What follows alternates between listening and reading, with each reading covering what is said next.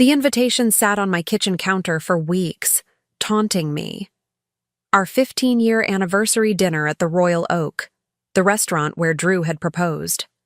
I traced my fingers over the embossed lettering, remembering how excited I'd been when I'd sent these out to our closest friends and family.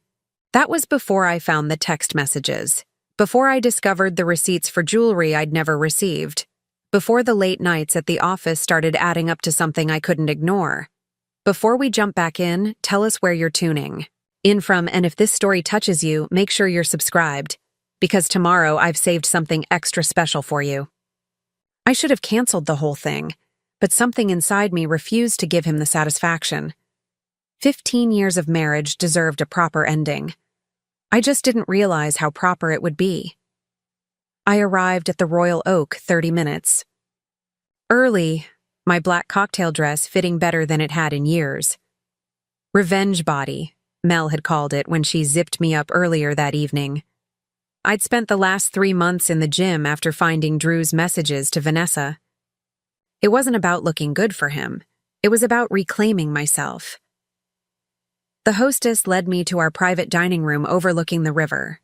Crystal glasses caught the light from the chandelier, refracting tiny rainbows across the white tablecloth. 15 arrangements of white roses and blue hydrangeas, my favorites, lined the center of the table. I'd ordered them myself. Drew would have forgotten. "Mrs. Mitchell," the manager greeted me with a warm smile. "Everything is prepared according to your specifications. The champagne is chilling, and the first course will be served once all your guests have arrived." I nodded, my throat suddenly tight. "Thank you, Edward. It's perfect." I moved to the window, watching the sunset paint the river in shades of gold and crimson. Behind me, the door opened. "You look stunning," Sam Cohen said, placing his briefcase on a chair near the door. My lawyer wasn't supposed to be part of tonight's celebration, but plans change. "Are you sure you want to go through with this? We could still handle it privately." I turned from the window, straightening my shoulders. "Some things deserve an audience, Sam." I smiled, picking up my clutch and retrieving the envelope inside. "Do you have the documents?" He patted his briefcase. "Everything we discussed." The door opened again and Mel rushed in, breathless and beautiful in her emerald dress. "I parked next to Drew's car," she said, eyes wide. "Jen, he's not alone." I took a deep breath. "I know." Mel blinked. "You know, how could you possibly—" "Because I've known about Vanessa for months," I said, my voice steadier than I felt. "And I'm pretty sure I know exactly what he's planning tonight." Sam raised an eyebrow. "Care to share with the class?" I smiled, the kind of smile that didn't reach my eyes. "Drew thinks he's going to make a grand gesture tonight. He's going to announce that he's leaving me, that Vanessa is pregnant, and that they're starting a new life together." I smoothed my dress. "He's expecting tears, drama, maybe even some begging. He's expecting to look like the reasonable one when I fall apart." "That bastard," Mel whispered. "He's about to learn a valuable lesson about expectations," I replied, checking my watch. "Our guests will be arriving any minute. Sam, you know what to do." Sam nodded and stepped into the attached anteroom just as the first guests began to filter in. Drew's business partner Kevin and his wife, my cousin Eliza and her husband, Drew's parents, who had always treated me like a daughter. Each greeting felt like an act in a play where only I knew the final scene. Drew arrived last, as always, and he wasn't alone.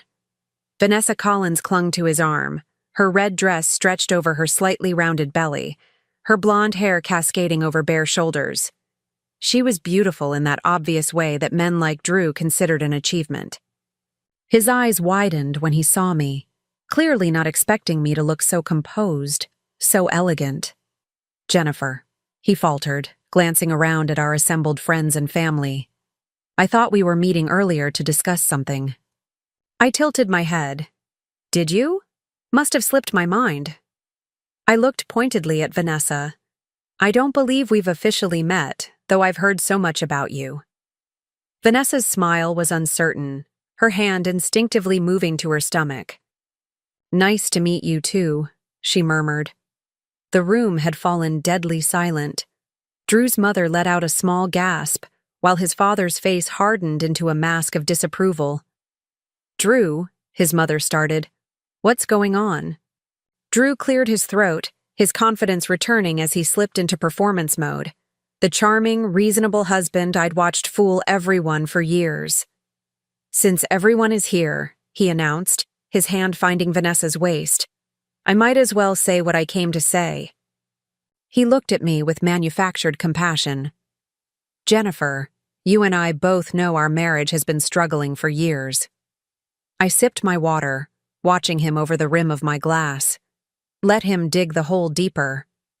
"Vanessa and I," he continued, "we didn't plan for this to happen, but sometimes life gives you unexpected gifts."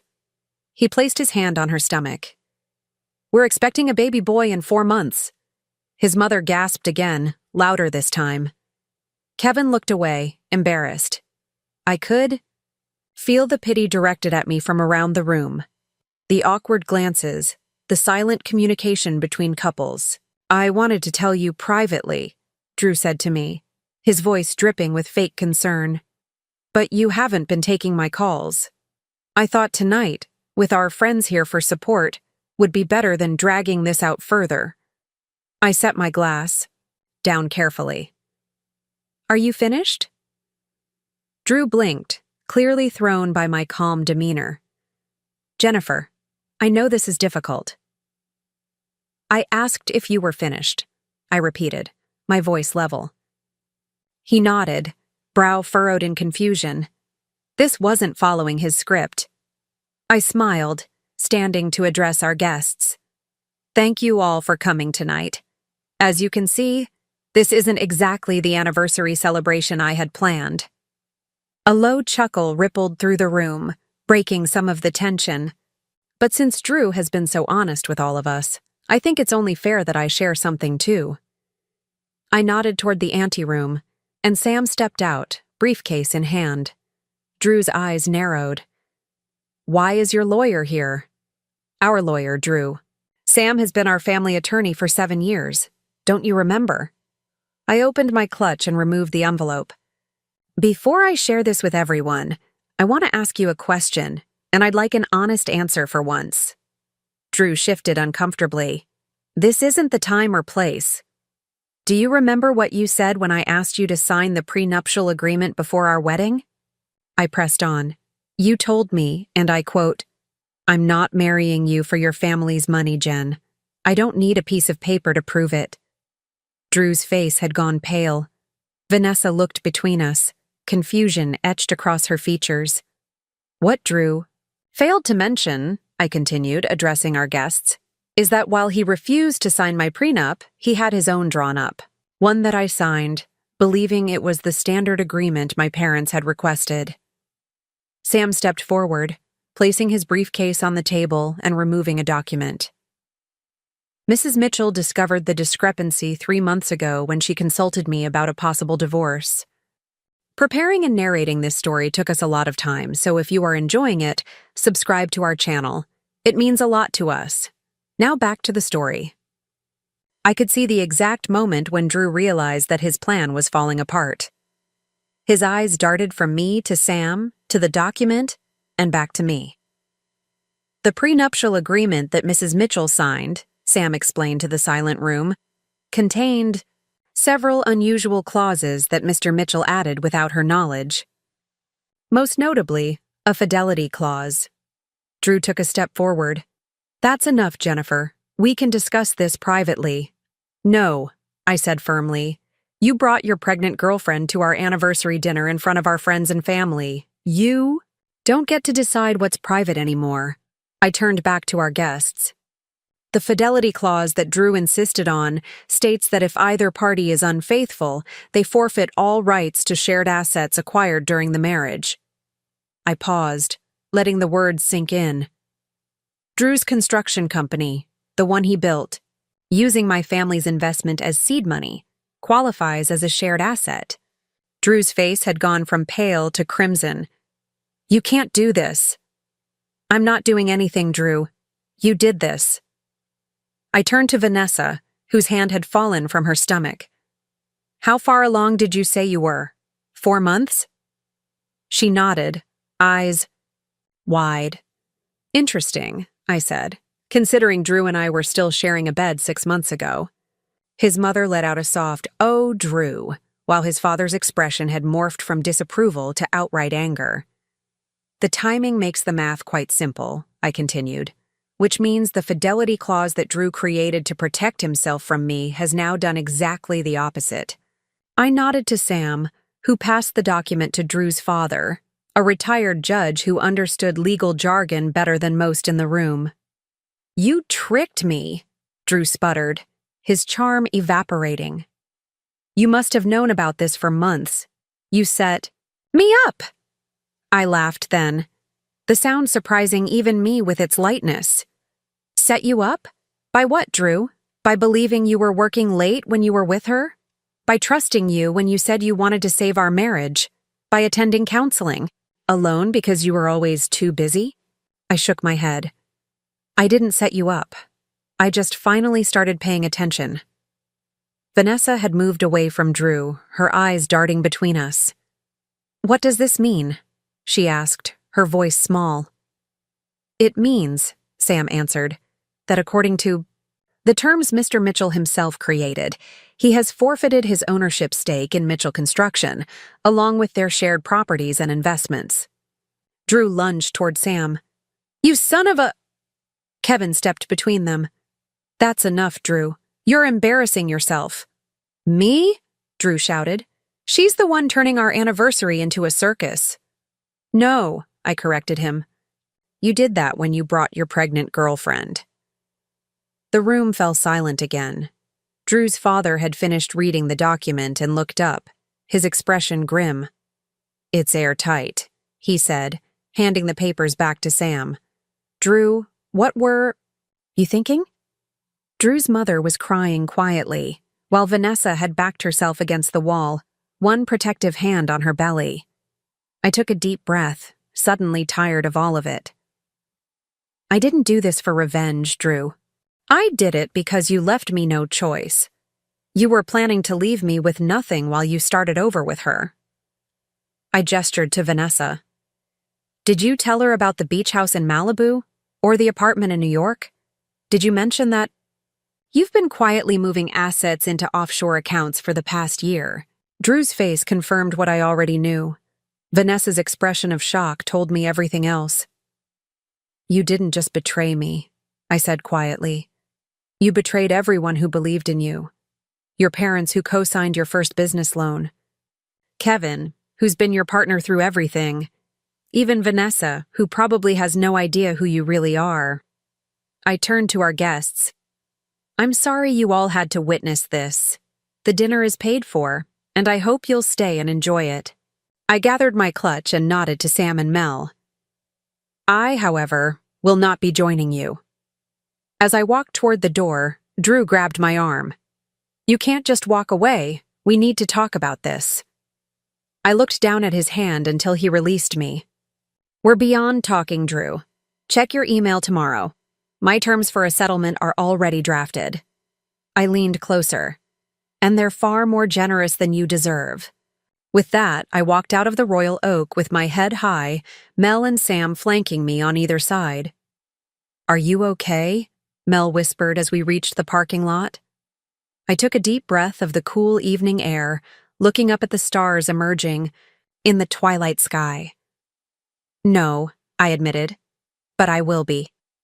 Behind us, the door to the restaurant burst open, and Vanessa stormed out, tears streaming down her face as she fumbled for her car keys. I hesitated, then called out to her. "Vanessa." She turned, mascara streaking her cheeks. "What? Haven't you done enough?" "He's not worth crying over," I said simply. "Trust me, I wasted too many tears on him myself." She stared at me for a long moment, then nodded once before climbing into her car and driving away. As we watched her taillights disappear around the corner, Mel squeezed my hand. What now? I smiled, a real smile this time. Now? I think I'm going to take a very long vacation. As I drove away from the restaurant where my marriage had officially ended, I felt lighter than I had in years. The road ahead was uncertain, but for the first time in a long time, it was mine to choose. I met Drew Mitchell during my final year of design school. He was working on his MBA and moonlighting as a bartender at a place called The Cellar, a dimly lit speakeasy where my classmates and I would go to celebrate project completions. I remember the first time I noticed him, tall, with dark hair that fell across his forehead when he leaned forward to hear drink orders over the music. He had this way of making you feel like you were the only person in the room, his hazel eyes focused entirely on you when you spoke. Let me guess, he'd said the first time we talked. Gin and tonic, extra lime. I'd smiled, impressed. How did you know? You have that look, he'd replied, already reaching for the bottle. Creative, thoughtful, not trying too hard to impress anyone.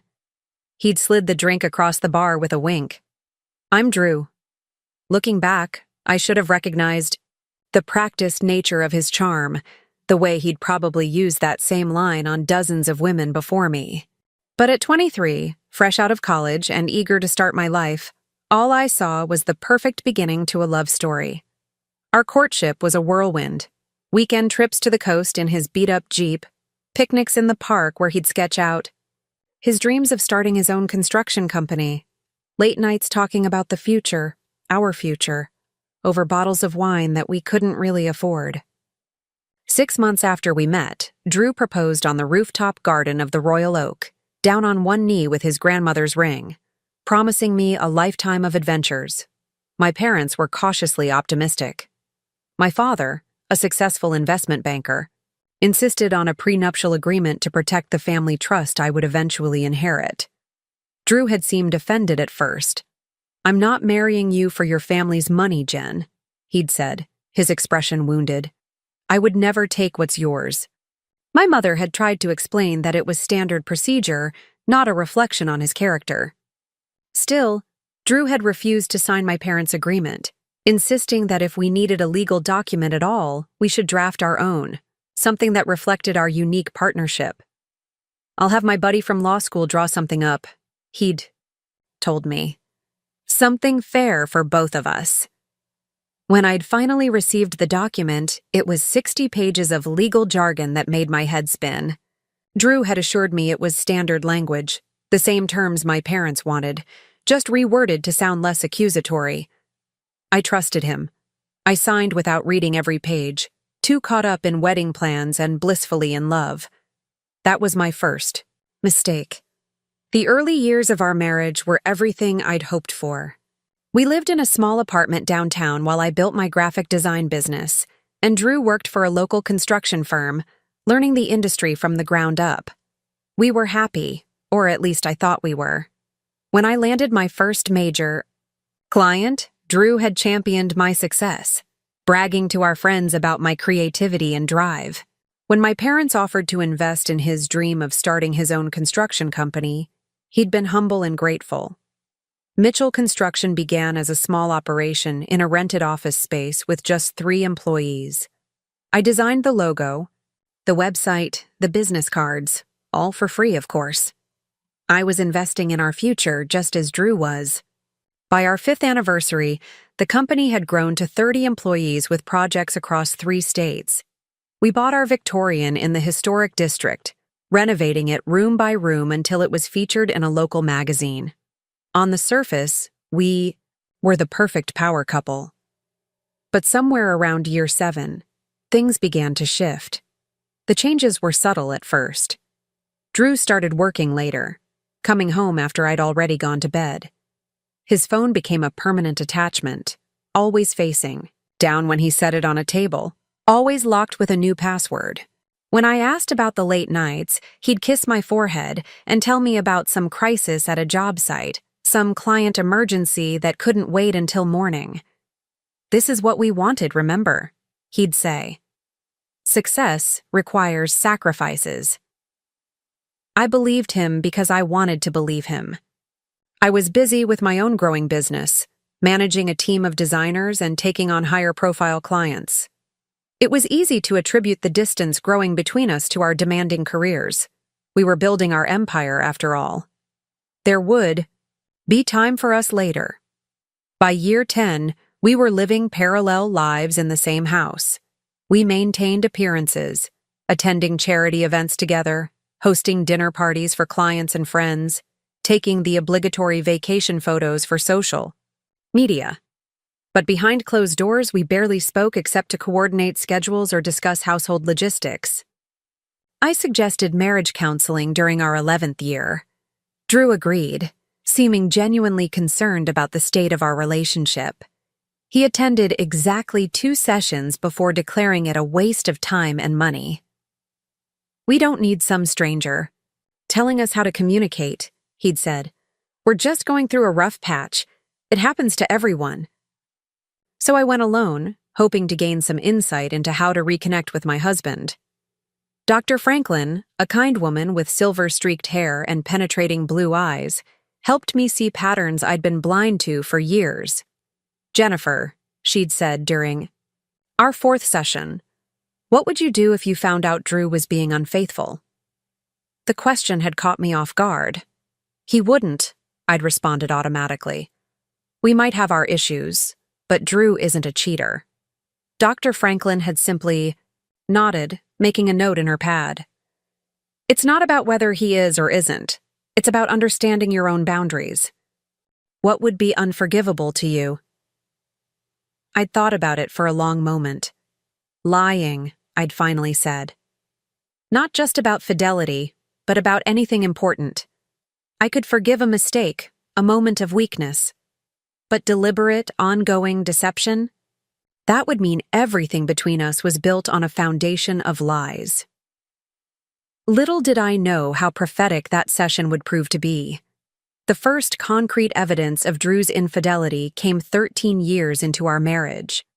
I was using his laptop to check our joint flight information for an upcoming business trip when a message notification popped up in the corner of the screen. From someone named Vanessa. "Can't wait to see you tonight. Wearing that thing you like." I still remember the physical sensation, like the floor had dropped out from under me, my stomach lurching as if I were falling. I'd clicked on the message, opening a chain of texts that left no doubt about the nature of their relationship. The most recent exchange had occurred that morning, while Drew was supposedly at a breakfast meeting with investors. Even then, I hadn't confronted him. Something inside me, pride perhaps or self-preservation, kept me silent.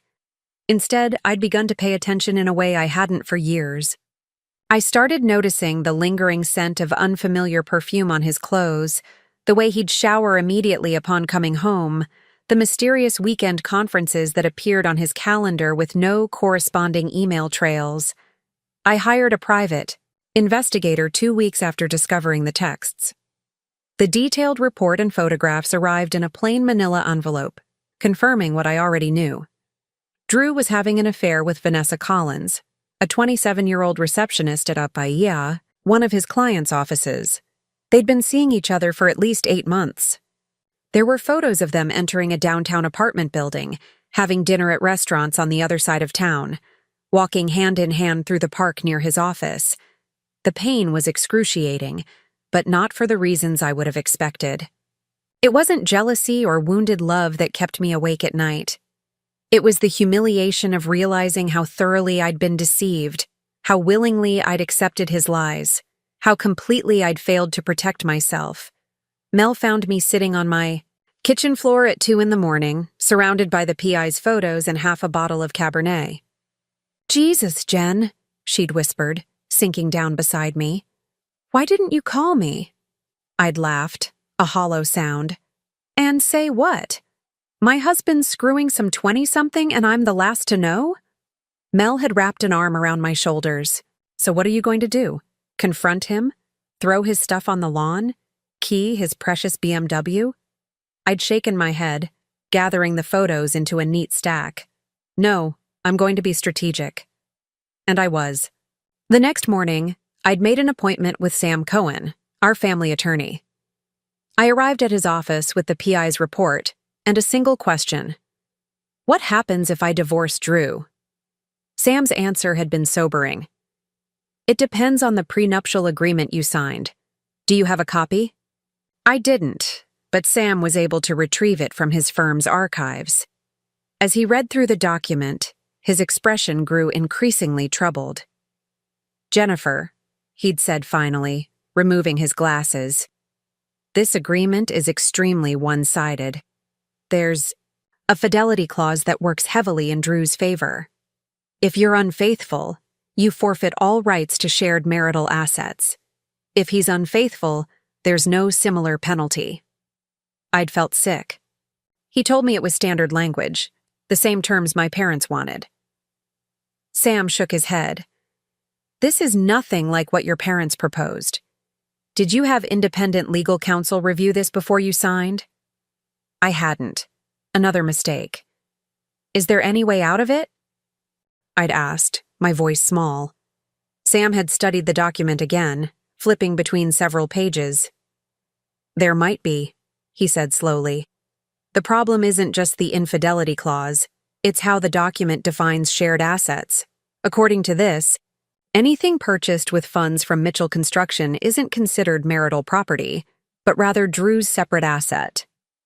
But my parents invested $200,000 to start that company, I'd protested.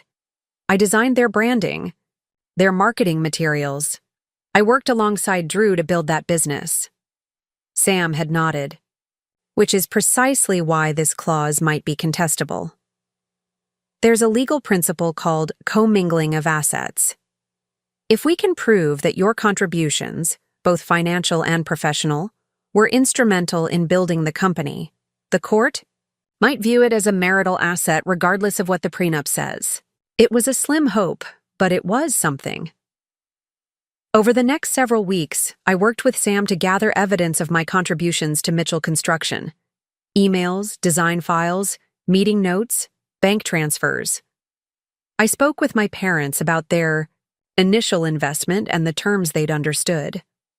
I met with Drew's business partner, Kevin, under the guise of planning our upcoming anniversary party, carefully steering the conversation toward the early days of the company. You know, Kevin had said as we reviewed potential venues, Drew's lucky to have you. I remember when you pulled that all-nighter to redesign the proposal that won us the Westridge contract. Drew was ready to give up, but you wouldn't let him. I'd smiled, remembering. It had been our third year in business, and the Westridge project had put Mitchell Construction on the map. I'd worked until dawn perfecting the presentation, while Drew paced and stressed about losing to larger, more established firms. We were a team back then, I'd replied, the past tense slipping out before I could catch it. Kevin had given me a curious look but hadn't pressed. 3 months after discovering the affair, I found myself sitting across from Sam in his office again, reviewing our strategy. The pile of evidence supporting my claim to Mitchell Construction had grown substantial, but there was still a significant risk that a judge would uphold the prenuptial agreement as written. There's one more thing, Sam had said, sliding a document across his desk.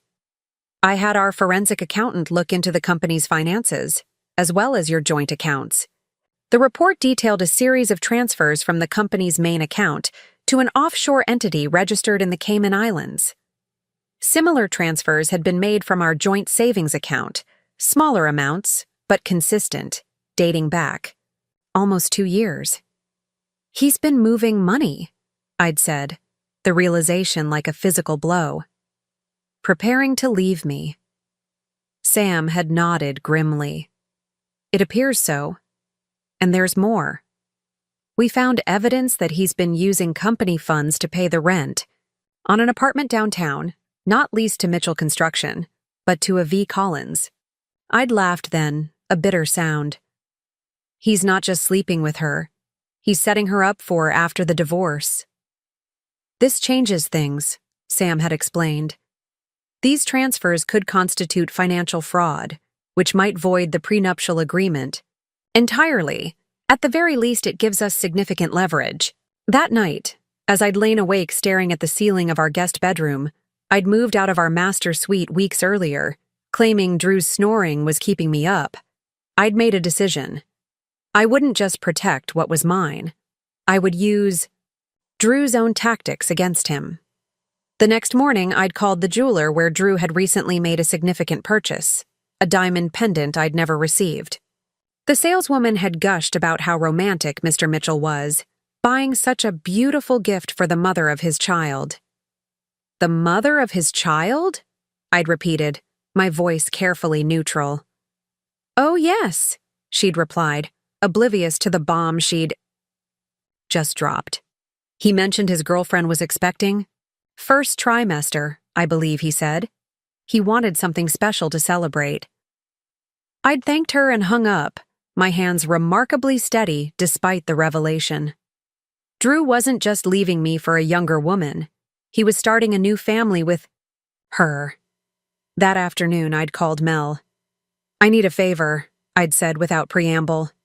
Anything, she'd replied instantly. I need you to help me plan the most memorable anniversary dinner the Royal Oak has ever seen.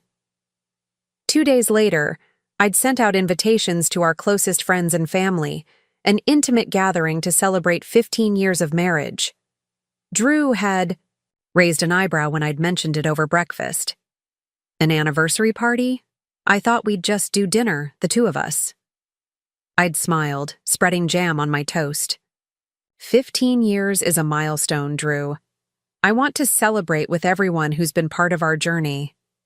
He'd studied me for a moment, perhaps searching for signs that I knew about Vanessa, about the baby, about his plans to leave me. Finding none, he'd shrugged. Whatever you want, Jen. It's your party. If only he knew how true those words would prove to be. The weeks leading up to the anniversary dinner had been a careful dance of preparation and pretense. I'd maintained the facade of a devoted wife, planning a celebration of our enduring love, while quietly moving assets into accounts Drew couldn't access, gathering the last pieces of evidence we'd need, and coordinating with Sam on our legal strategy. I'd even gone shopping for a new dress, the black cocktail number that had fit me so perfectly on the night everything changed. Mel had accompanied me, offering support and practical advice as I'd tried on outfit after outfit. You need something that says, I'm not devastated, I'm dangerous, she'd declared, rejecting a conservative blue sheath. Something that reminds him exactly what he's giving up.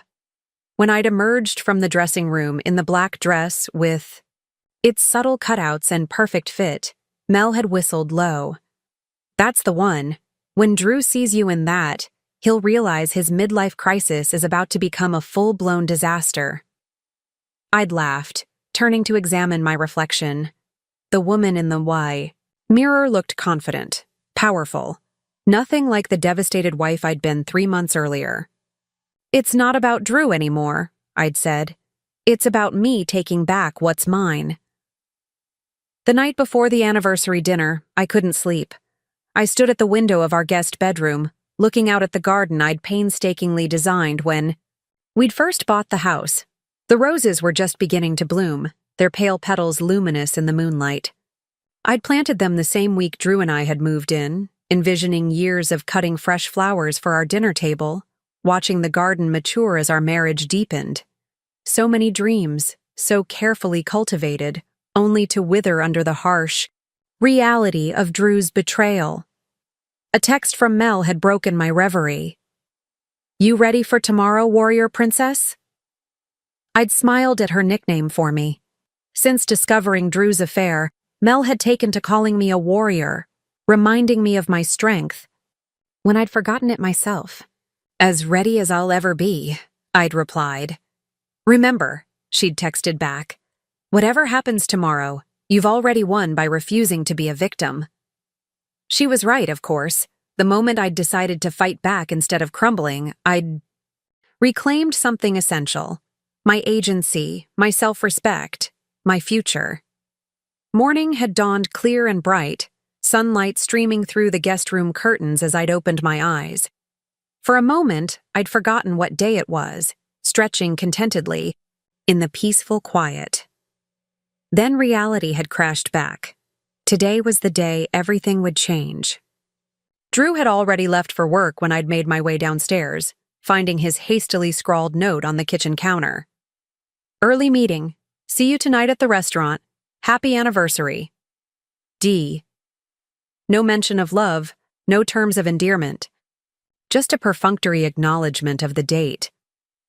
15 years of marriage reduced to a post-it note stuck to the coffee maker.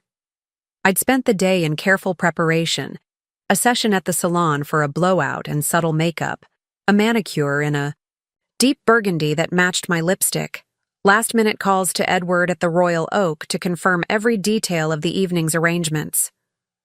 Sam had checked in around noon, confirming he had all the necessary documents prepared. "Are you certain you want to do it this way?" he'd asked. "We could still handle this privately without the audience." I'd considered his question carefully. Part of me, the private, dignified part that had been raised to keep family matters behind closed doors, was hesitant about the public nature of what I was planning. But another part, the part that had been silently suffering Drew's betrayal while maintaining appearances for months, craved the justice of the moment. "I'm sure," I'd replied finally. "Drew chose to humiliate me by flaunting his affair. He doesn't get to dictate the terms of how this ends." As I'd zipped up my dress that evening, I'd caught sight of my wedding ring glinting in the vanity light.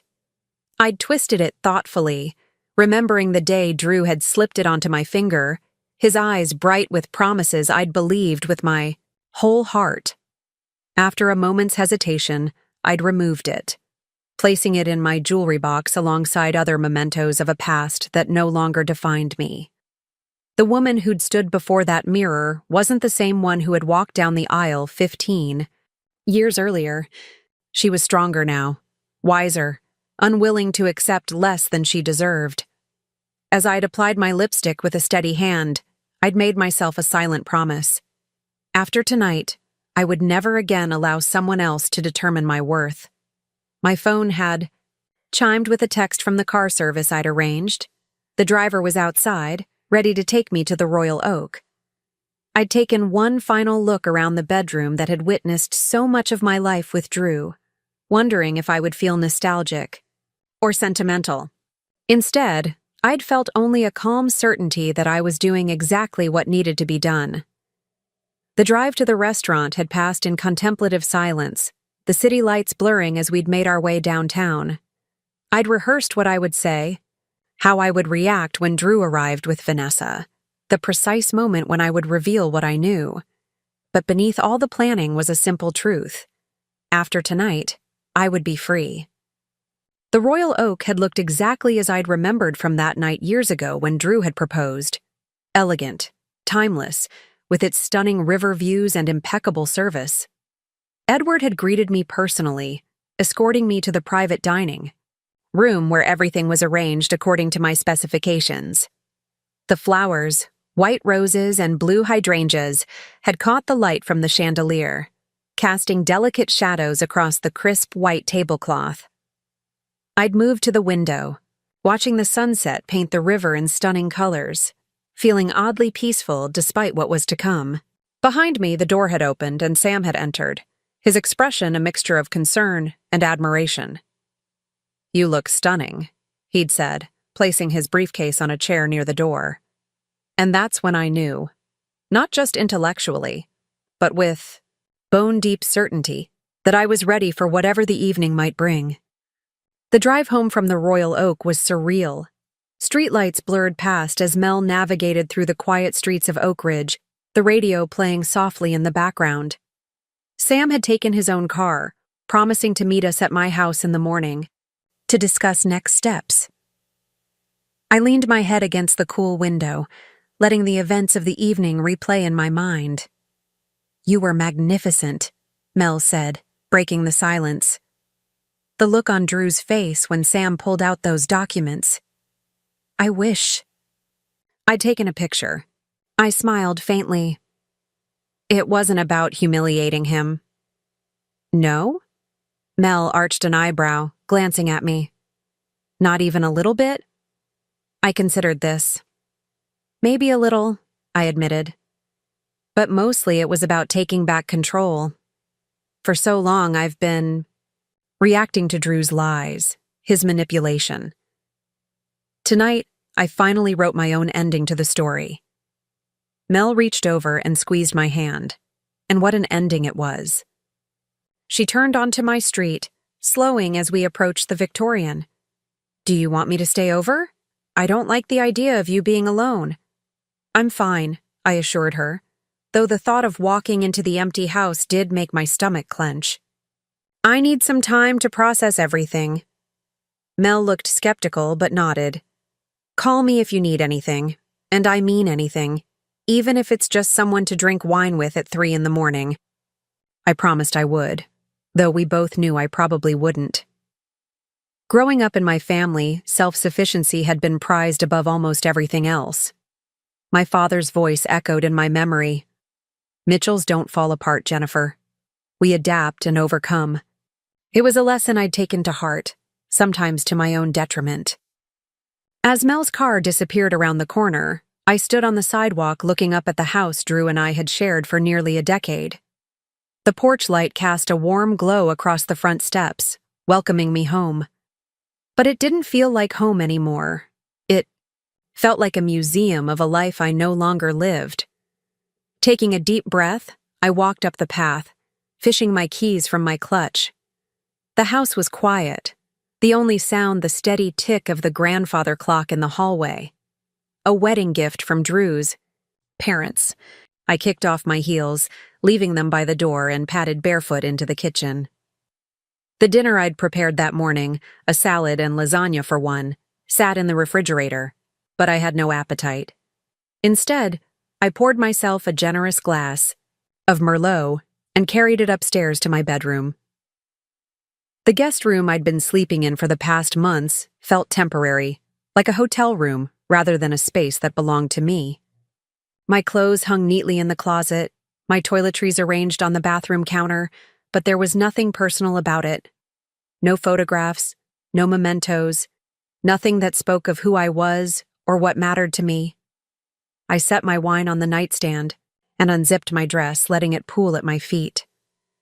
Standing in my slip, I caught sight of myself in the mirror and paused.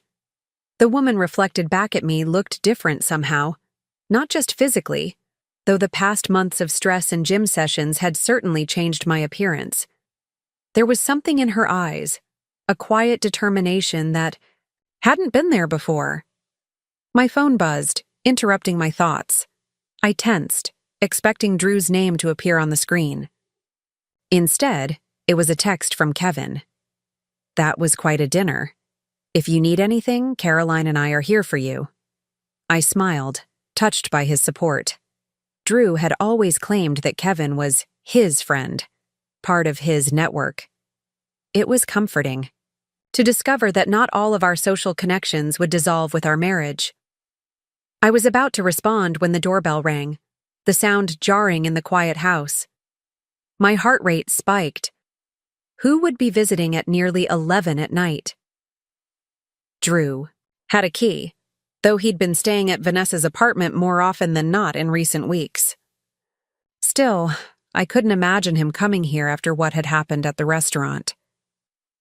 Slipping on my robe, I made my way downstairs, peering through the peephole. Vanessa stood on my porch, arms wrapped around herself, mascara streaking her pale cheeks. I hesitated, wondering if I should pretend I wasn't home. What could she possibly want now?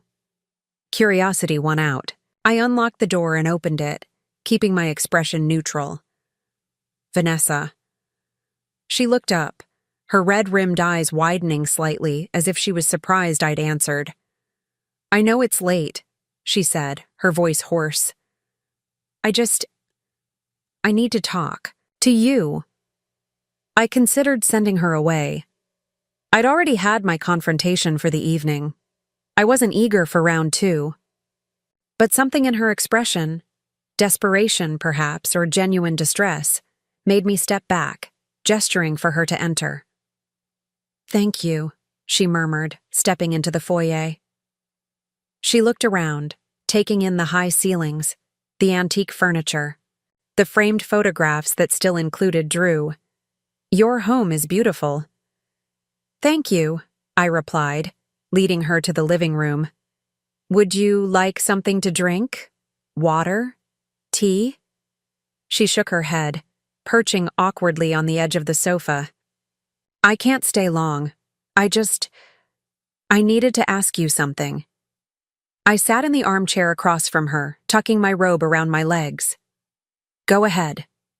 Vanessa took a deep breath, her hands unconsciously moving to her stomach in a protective gesture. "Did you know?" she asked. "About the baby, I mean, before tonight." I nodded. "I found out a few weeks ago." "And you still invited him to the anniversary dinner? Knowing he was going to leave you for me?"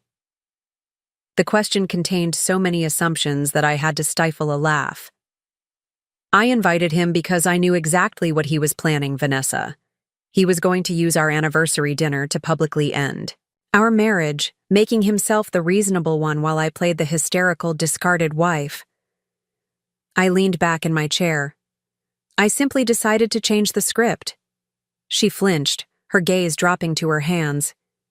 "He told me you were cold," she said softly. "Calculating, always 3 steps ahead." "And what do you think now?" I asked. Vanessa looked up, meeting my eyes. "I think he underestimated you." She twisted the ring on her right hand, not an engagement ring, I noticed, despite the fact that she was carrying his child. "After you left, everything fell apart. Drew's father was furious, called him a disgrace to the family name. His mother couldn't stop crying. All those people, your friends, they looked at us like we were monsters." I said nothing, letting her continue. "We left right after you did. Drew he was different, angry, scared. He kept saying it wasn't over, that you couldn't just take everything he'd built." She swallowed hard. "We went back to my apartment and he got drunk, really drunk. Started making these calls, trying to reach his lawyer, talking about fighting the prenup, exposing you somehow." A cold knot formed in my stomach. I'd expected Drew to fight back, of course, but hearing it confirmed made it real. "What happened then?" Vanessa's eyes filled with fresh tears. "He said things. About me. About the baby. He said he never wanted." Her voice broke.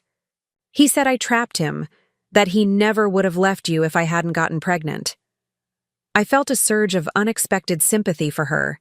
Despite everything, Vanessa was also one of Drew's victims, manipulated and misled just as I had been. "Did he hurt you?" I asked, suddenly concerned. She shook her head quickly. "No, nothing like that. He just said things he can't take back." She wiped at her cheeks with the back of her hand. "I told him to leave, that I needed time to think. He's staying at some hotel downtown." "I'm sorry," I said, and meant it. Whatever anger I felt toward Vanessa had dissipated, replaced by a weary recognition of our shared experience. Drew has a talent for making people believe whatever version of himself he wants them to see. Vanessa nodded, a bitter smile touching her lips. I thought I was special, the one who really understood him, who could give him what he needed. She laughed softly. "God, that sounds pathetic now."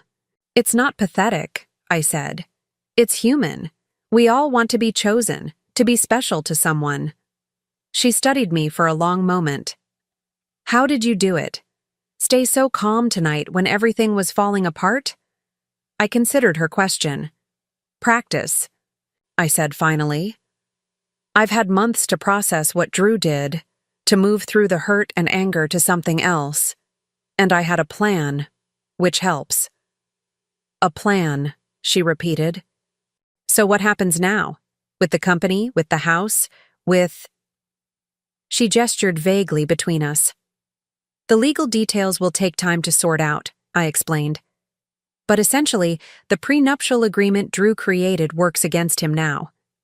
The Fidelity clause he included means he forfeits his claim to our shared assets, including Mitchell Construction. Vanessa's eyes widened. The whole company? But that's everything to him. I know, I said simply. She was quiet for a moment, absorbing this. What about me? And the baby? That's between you and Drew, I said gently. I have no interest in punishing you or your child for Drew's choices.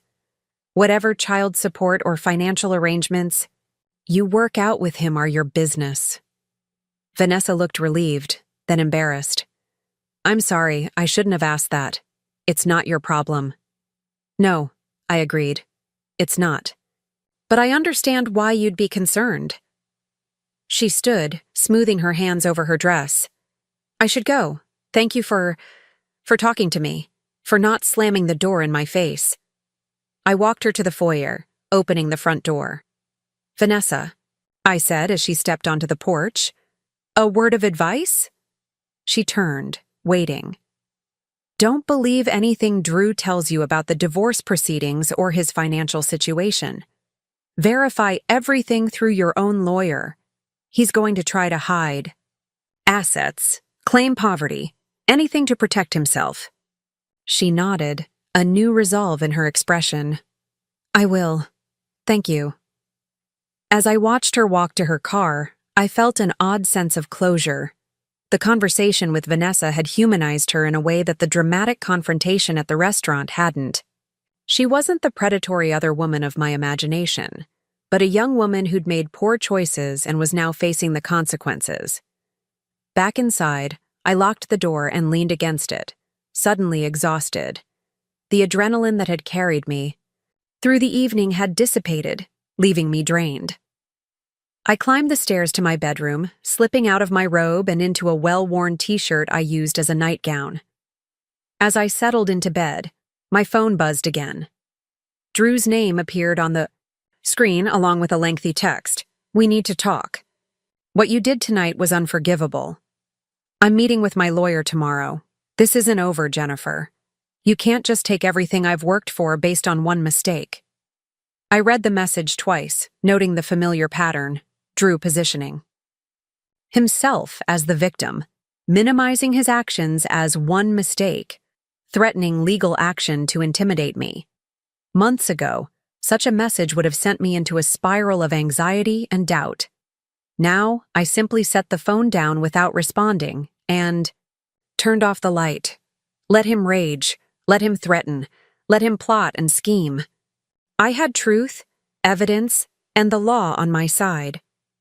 More importantly, I had myself back, the self I'd surrendered piece by piece during our marriage, the self that had been gradually erased by Drew's subtle manipulation and my own willingness to shrink to accommodate his ambitions.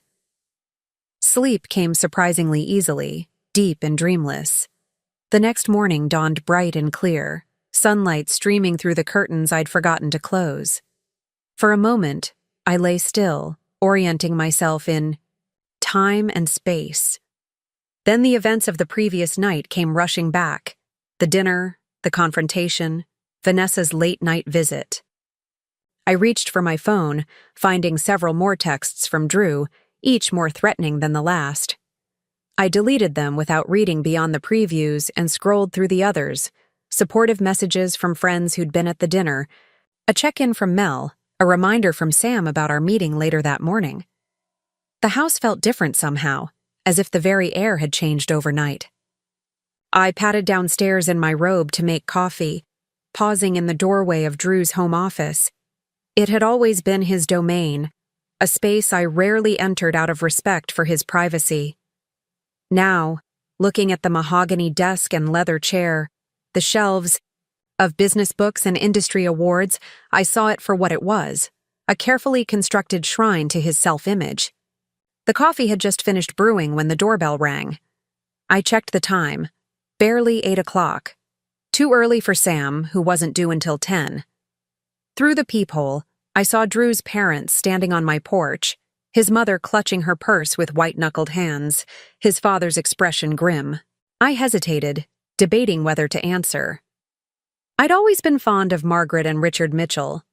Unlike their son, they had been consistently kind and supportive throughout my marriage to Drew. They didn't deserve to be caught in the crossfire of our divorce. Taking a deep breath, I opened the door. "Margaret, Richard, this is a surprise." Margaret stepped forward immediately, enveloping me in a tight hug. "Oh, Jennifer," she whispered, her voice thick with emotion. "We are so sorry." Richard nodded, his weathered face creased with concern. "We needed to see you, to talk to you face to face." I stepped back, gesturing for them to enter. "Please, come in. I've just made coffee." They followed me to the kitchen, settling at the island while I poured 3 mugs. The familiar domesticity of the scene was surreal, given the circumstances. How many Sunday brunches had the 4 of us shared in this kitchen, planning holidays, discussing family news, sharing meals? Now everything was fractured, the easy rapport replaced by an awkward tension. "Jennifer," Richard began, his hands wrapped around his mug, "we want you to know that we don't condone what Drew has done. Not the affair, not the pregnancy, and certainly not the way he tried to manipulate the financial aspects of your marriage." Margaret nodded emphatically. "We raised him better than this. I keep asking myself where we went wrong." "You didn't," I assured her, touched by their evident distress. "Drew made his own choices." Richard sighed heavily. "He called us last night, after the dinner. Tried to convince us that you had set him up, that you had been planning to take the company from him all along." He shook his head. "Even now, he can't take responsibility for his actions." "That's always been Drew's way," I said softly. "Everything is someone else's fault, never his." Margaret wiped at her eyes with a tissue. "He was so different as a boy. Sensitive, thoughtful. Somewhere along the way, he changed.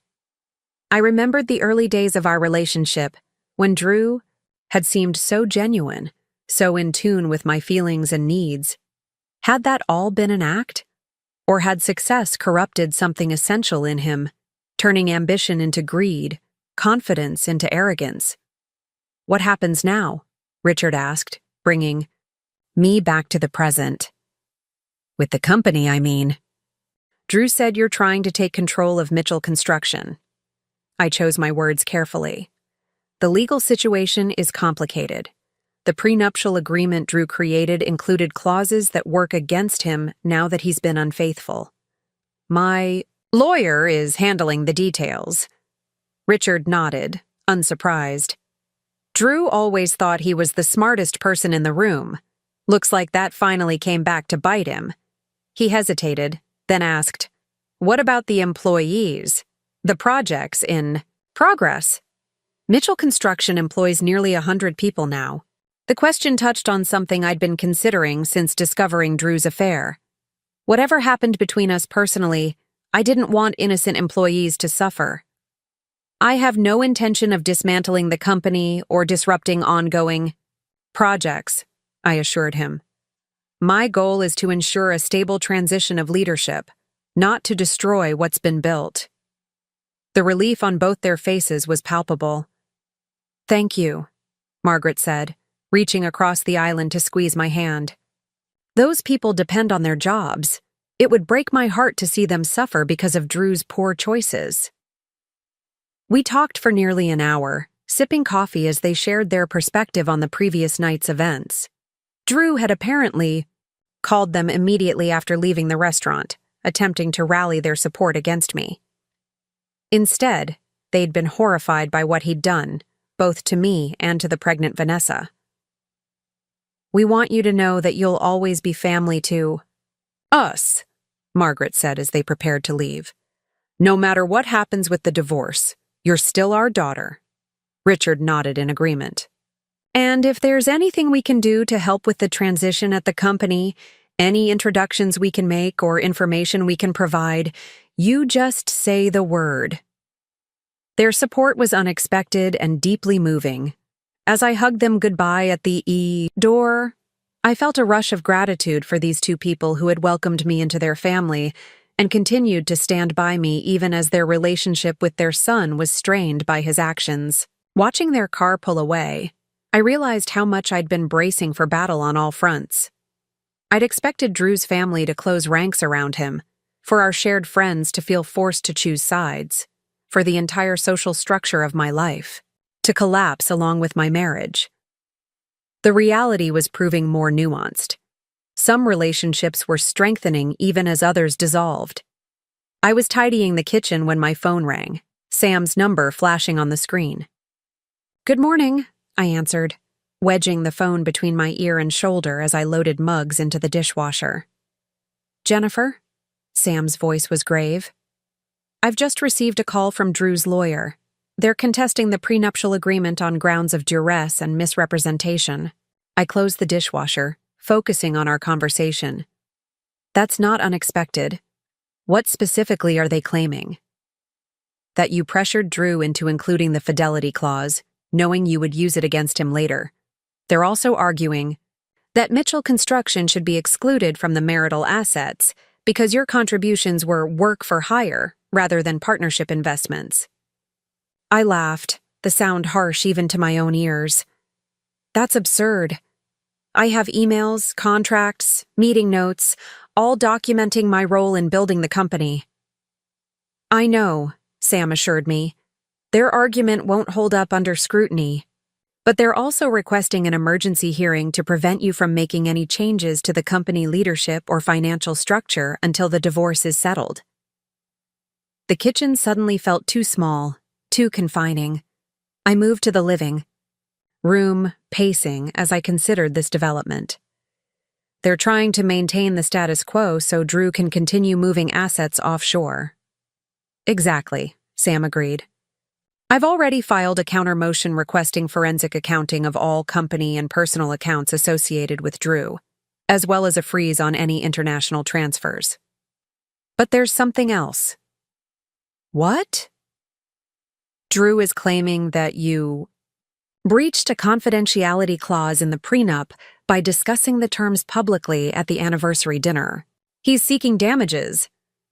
I stopped pacing, anger flaring hot and bright. "He brought his pregnant girlfriend to our anniversary dinner to publicly humiliate me, and he's claiming I breached confidentiality?" "It's a desperate move," Sam said, calmly. "But we need to be prepared for a fight. Drew has significant resources and connections. This could get messy." I took a deep breath, forcing myself to think strategically rather than emotionally. "What's our next step?" "The emergency hearing is scheduled for tomorrow morning. You'll need to be there, prepared to testify about your role in Mitchell Construction and the events leading up to the dinner last night." "I'll be ready," I promised. After hanging up, I stood by the window, looking out at the garden I'd so carefully cultivated over the years. The roses were in full bloom, their pale petals catching the morning light. There was a metaphor there, I thought. Beauty emerging from thorny stems, resilience in delicate forms. Drew was fighting back, just as I'd expected he would. He wouldn't surrender his empire easily, wouldn't accept that his own actions had triggered the very clauses he'd created to protect himself. He would use every resource, every connection, every legal maneuver to maintain control of what he considered his. But I was ready for him. I'd spent months preparing for this battle, gathering evidence, building my case, securing allies, and, unlike Drew, I had nothing to hide. My phone buzzed with a text from Mel. "How are you holding up? Need backup for today?" I smiled, grateful for her unwavering support. "I'm okay," I replied. "Meeting with Sam at 10. Drew's lawyer is contesting the prenup." Her response was immediate. "Of course he is. The man never met a reality he couldn't try to rewrite. Want me to bring lunch after your meeting? We can strategize." "That would be great," I texted back. "And Mel? Thank you for everything." I set my phone down and headed upstairs to shower and dress for my meeting with Sam. As the hot water cascaded over me, I found myself thinking about the path that had led me here. If I had confronted Drew immediately upon discovering his affair, would things have unfolded differently? If I had been less strategic, more emotional in my response, would I now be fighting from a position of weakness rather than strength? There was no way to know, of course. But as I stepped out of the shower and wrapped myself in a towel, I felt a profound certainty that I had made the right choice in taking the time to prepare, to gather evidence, to position myself for the battle ahead. Drew had always underestimated me, viewing my accommodating nature as weakness rather than conscious choice. That misperception had been his first mistake.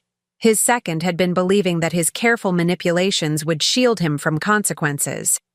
His third, and perhaps most damaging, had been assuming that I would crumble in the face of his betrayal. Each of these miscalculations had led him to this moment, his carefully constructed life unraveling thread by thread, while I stood firm, prepared for whatever came next. As I dressed in a tailored navy suit that projected confidence and professionalism, I thought about Vanessa, alone in her apartment with the weight of an unplanned pregnancy and the dawning realization that the man she'd trusted had been lying to her as well.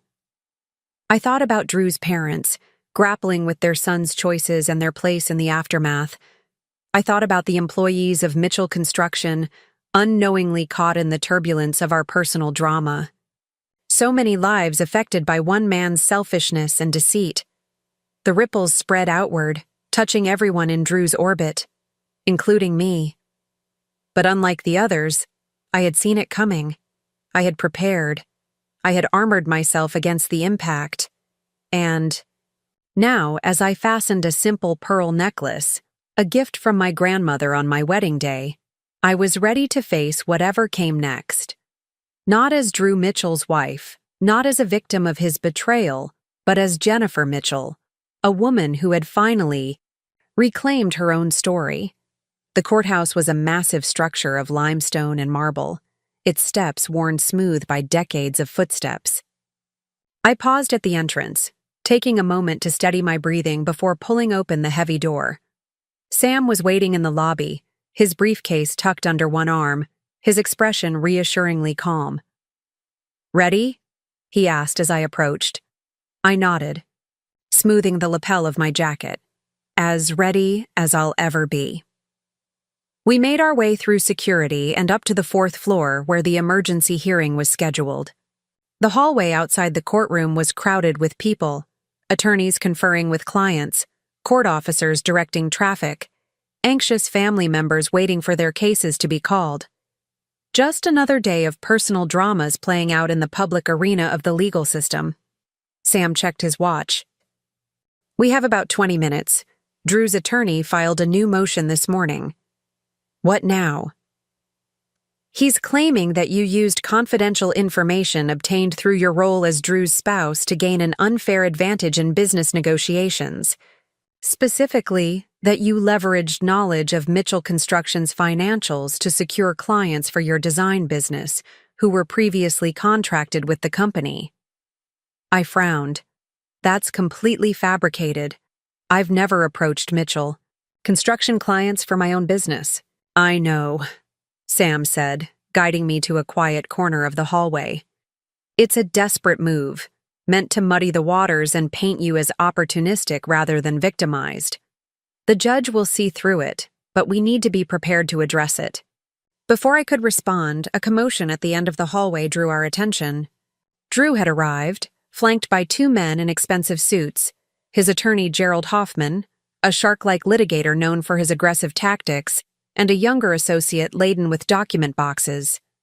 Unlike the confident, charming man who had dominated social gatherings throughout our marriage, Drew looked haggard, with dark circles under his eyes and a grim set to his mouth. Our gazes met across the crowded hallway, and for a brief moment, something like regret flickered across his face. Then his expression hardened, and he turned away, conferring with Hoffman in hushed tones. "Don't engage," Sam murmured, noting the direction of my gaze. "Let them make the first move." We didn't have to wait long. As the courtroom doors opened and people began filing in, Hoffman approached us, his smile not reaching his cold eyes. "Ms. Mitchell," he said, deliberately dropping the Mrs. that had preceded my name for 15 years. "A moment, if you don't mind." Sam stepped slightly in front of me, his posture protective. "Any communication needs to go through counsel. Gerald, you know that." Hoffman's smile tightened. "Of course. Then let me speak to you, Samuel. My client is prepared to be generous, despite the theatrical display at the anniversary dinner." He glanced at me, his disdain evident. "We're willing to offer a lump sum settlement of $2 million, plus the house and her design business intact. In exchange, she walks away from Mitchell Construction completely." Sam raised an eyebrow. "That's significantly less than she's entitled to under the terms of the prenuptial agreement." "A prenup that was signed under duress and with clear misrepresentation," Hoffman countered smoothly. "We both know it won't hold up under scrutiny. This offer represents Mr. Mitchell's desire to resolve this matter quickly and amicably." I had to stifle a laugh at his characterization of Drew's motives. There was nothing amicable about contests over tens of millions of dollars. "We'll need to discuss your offer," Sam replied, his tone professional but cool. Though I should point out that my client's evidence of Mr. Mitchell's financial improprieties goes well beyond the scope of the prenuptial agreement. The offshore accounts, the misappropriation of company funds, the tax implications. He let the sentence hang. In the air, a subtle threat. Hoffman's confidence faltered slightly. "Allegations without merit. My client operates his business with complete transparency." "Then he has nothing to worry about when the forensic accountants complete their audit," Sam said with a shrug. "We'll see you inside." As Hoffman retreated to where Drew was waiting, I let out a breath I hadn't realized I was holding. $2 million, I murmured. "He thinks he can buy me off that cheaply?" "It's a starting position," Sam explained. "They're testing to see if you're motivated by quick cash or if you're in this for the long haul." "I'm not interested in a settlement that lets Drew walk away with the company," I said firmly. "Not after everything he's done." Sam nodded, unsurprised by my response. "Then let's go make that clear to the judge."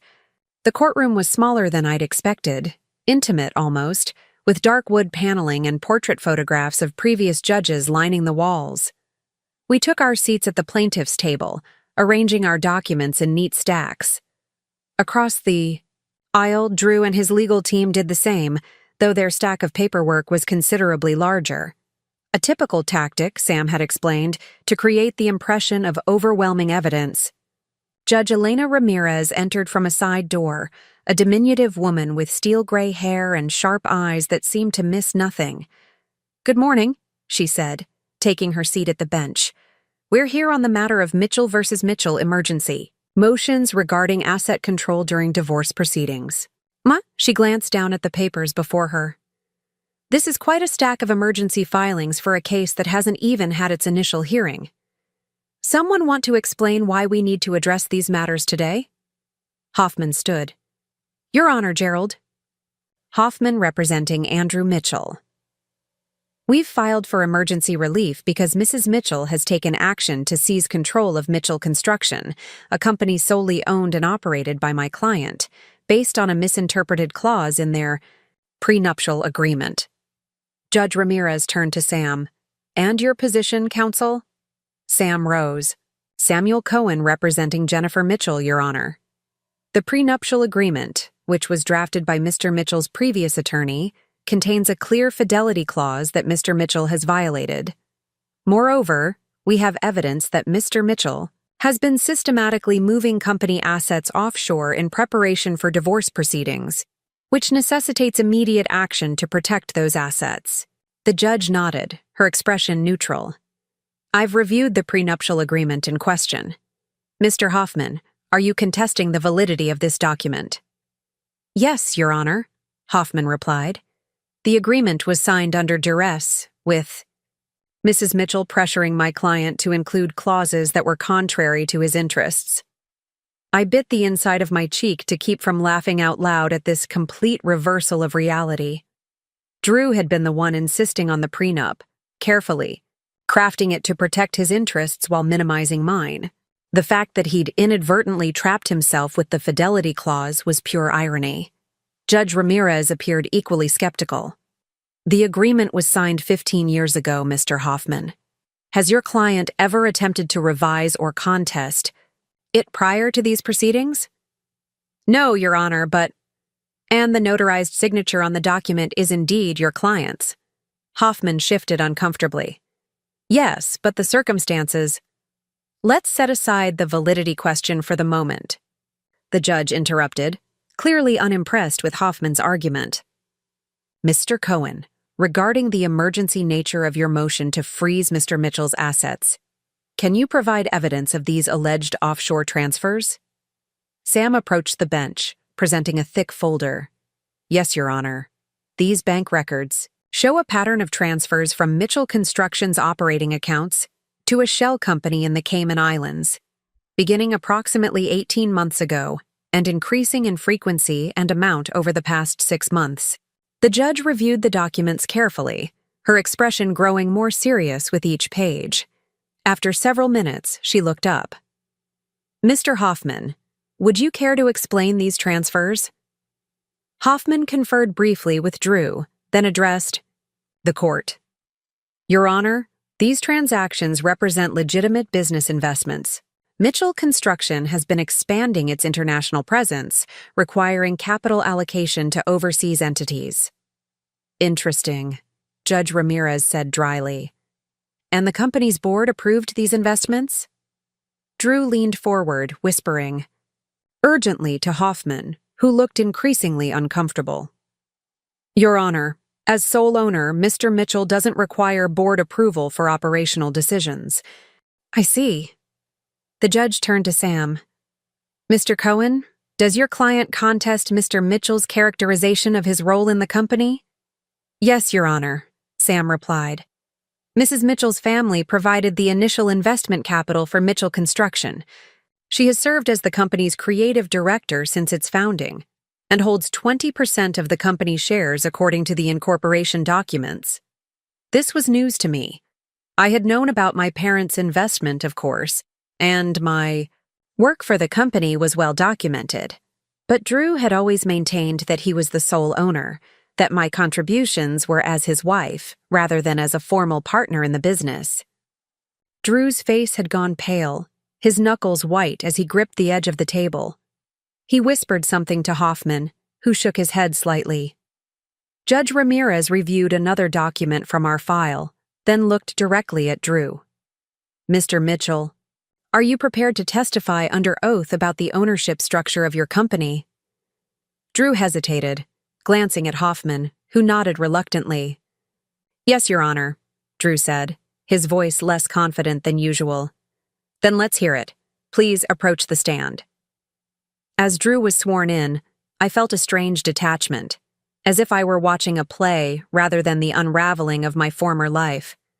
The man on the witness stand, handsome still despite his disheveled appearance with the same strong jawline and expressive eyes that had attracted me 15 years ago, seemed like a stranger now.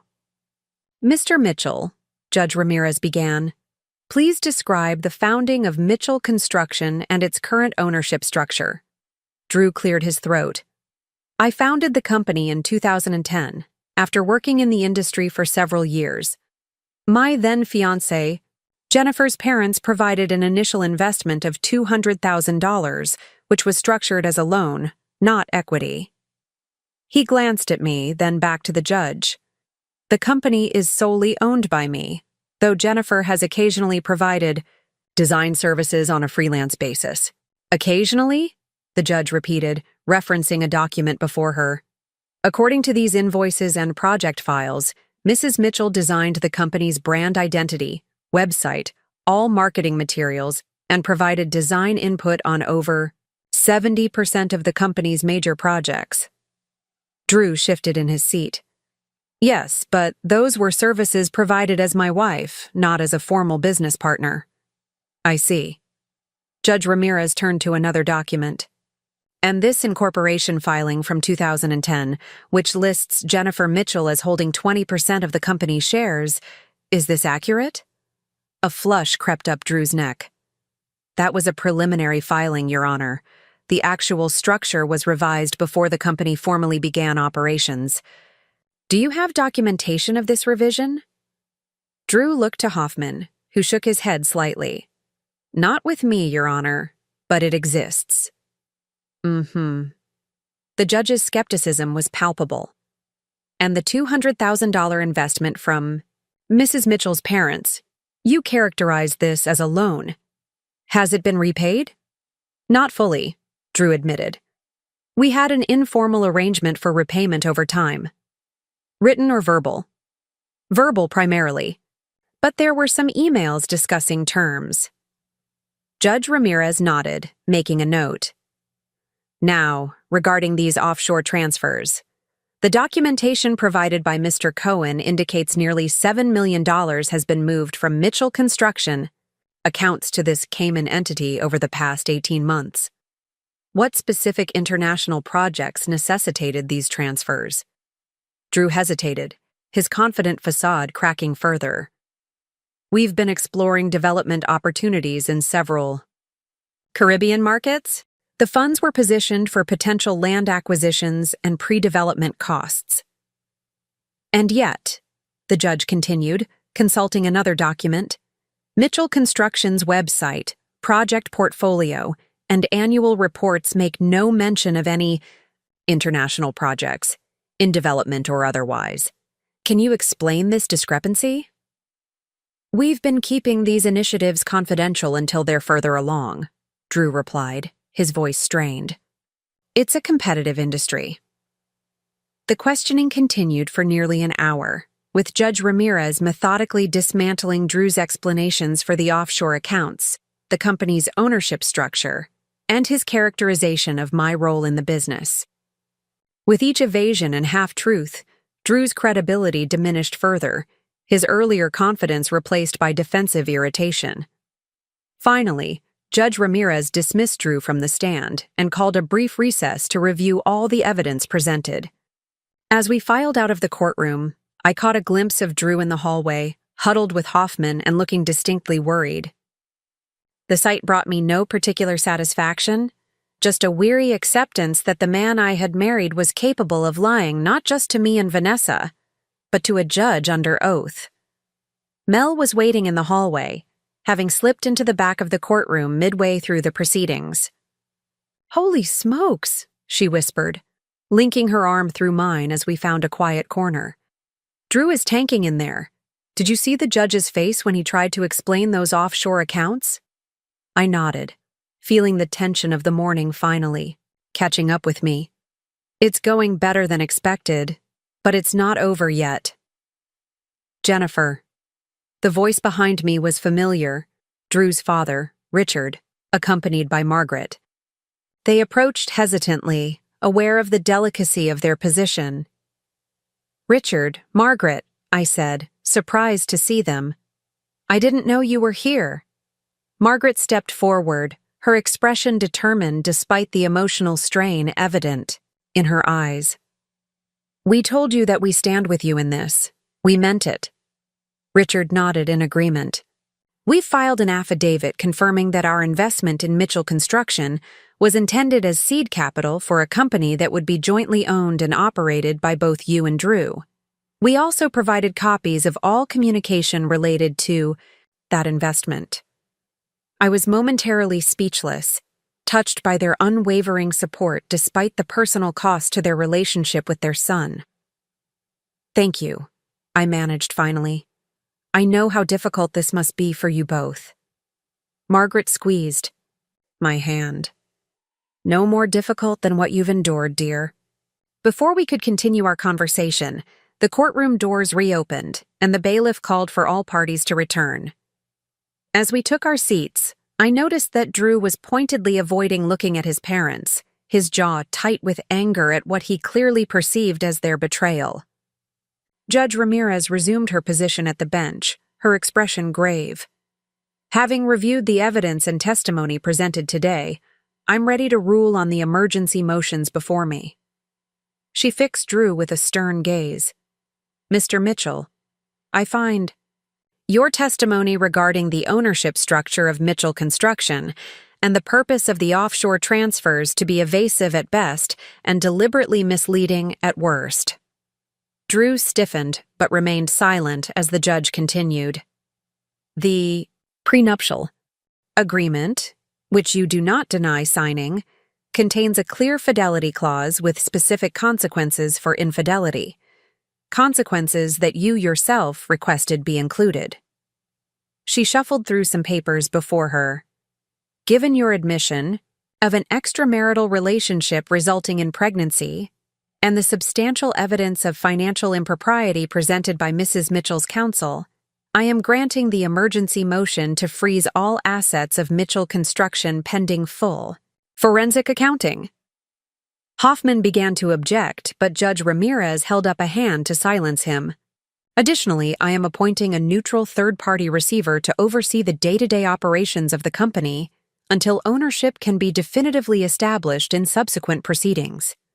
Neither Mr. nor Mrs. Mitchell will have unilateral authority to make significant financial or operational decisions during this period. She turned to me. Mrs. Mitchell, while I am sympathetic to your position, I cannot grant your request for immediate transfer of ownership based solely on the prenuptial agreement's fidelity clause. That matter will require more extensive hearings.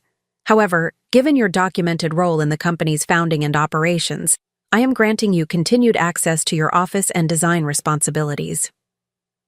It wasn't everything we'd asked for, but it was a significant victory nonetheless. Drew would no longer be able to drain the company's assets or make unilateral decisions that could impact its value. The appointment of a receiver meant neutral oversight until the full divorce proceedings could address the ownership question. Judge Ramirez wrapped up the hearing with instructions for both legal teams to prepare for more extensive proceedings in the coming weeks. As we gathered our documents, I felt a strange mixture of relief and sadness.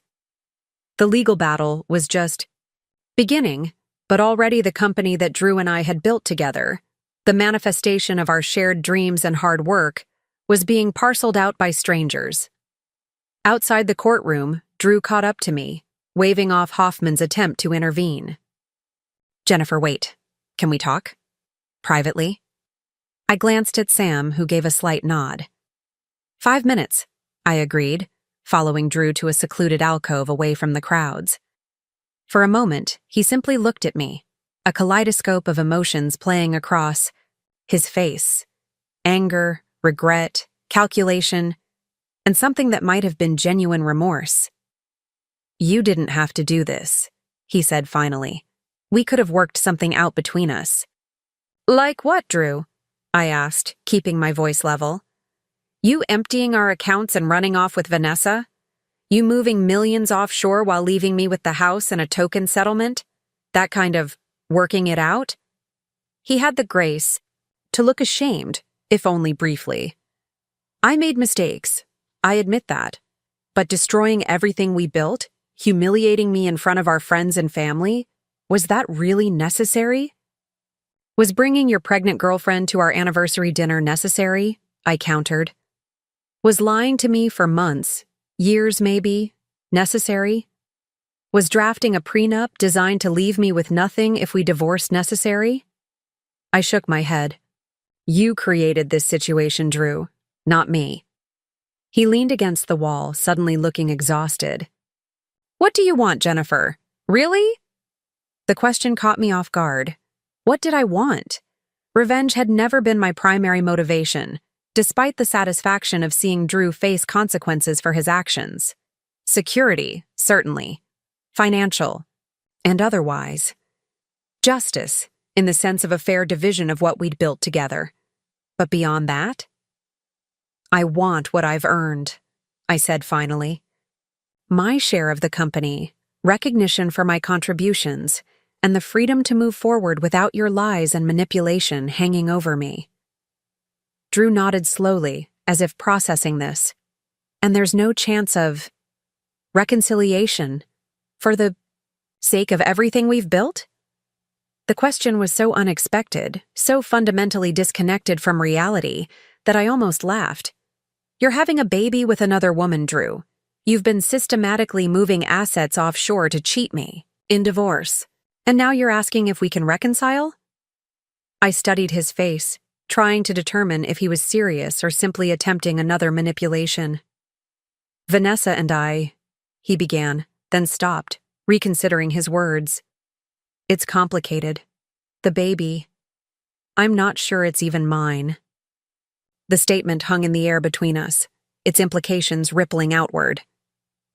If Drew was suggesting that Vanessa had been unfaithful or dishonest about the paternity of her child, it represented a new low even for him, throwing her under the bus in an attempt to salvage his position with me. Whether the baby is yours or not is between you and Vanessa, I said coolly. It doesn't change what you did, or the lies you told. It doesn't erase the offshore accounts or the plans you made. To leave me with nothing. Drew's expression hardened. Fine. Have it your way. But don't think this is over. The company is mine, Jennifer. I built it from nothing, and I'm not going to let you take it from me because of one mistake. One mistake? I repeated incredulously. Is that what you call systematic deception? Financial fraud? Bringing your pregnant girlfriend to our anniversary dinner to publicly humiliate me? I shook my head. Your problem, Drew, has always been that you refuse to take responsibility for your actions. Everything is someone else's fault, someone else's misunderstanding, someone else's overreaction. He straightened, his momentary vulnerability replaced by the cold calculation I'd come to recognize as his true nature. You want a war? Fine, you'll get one.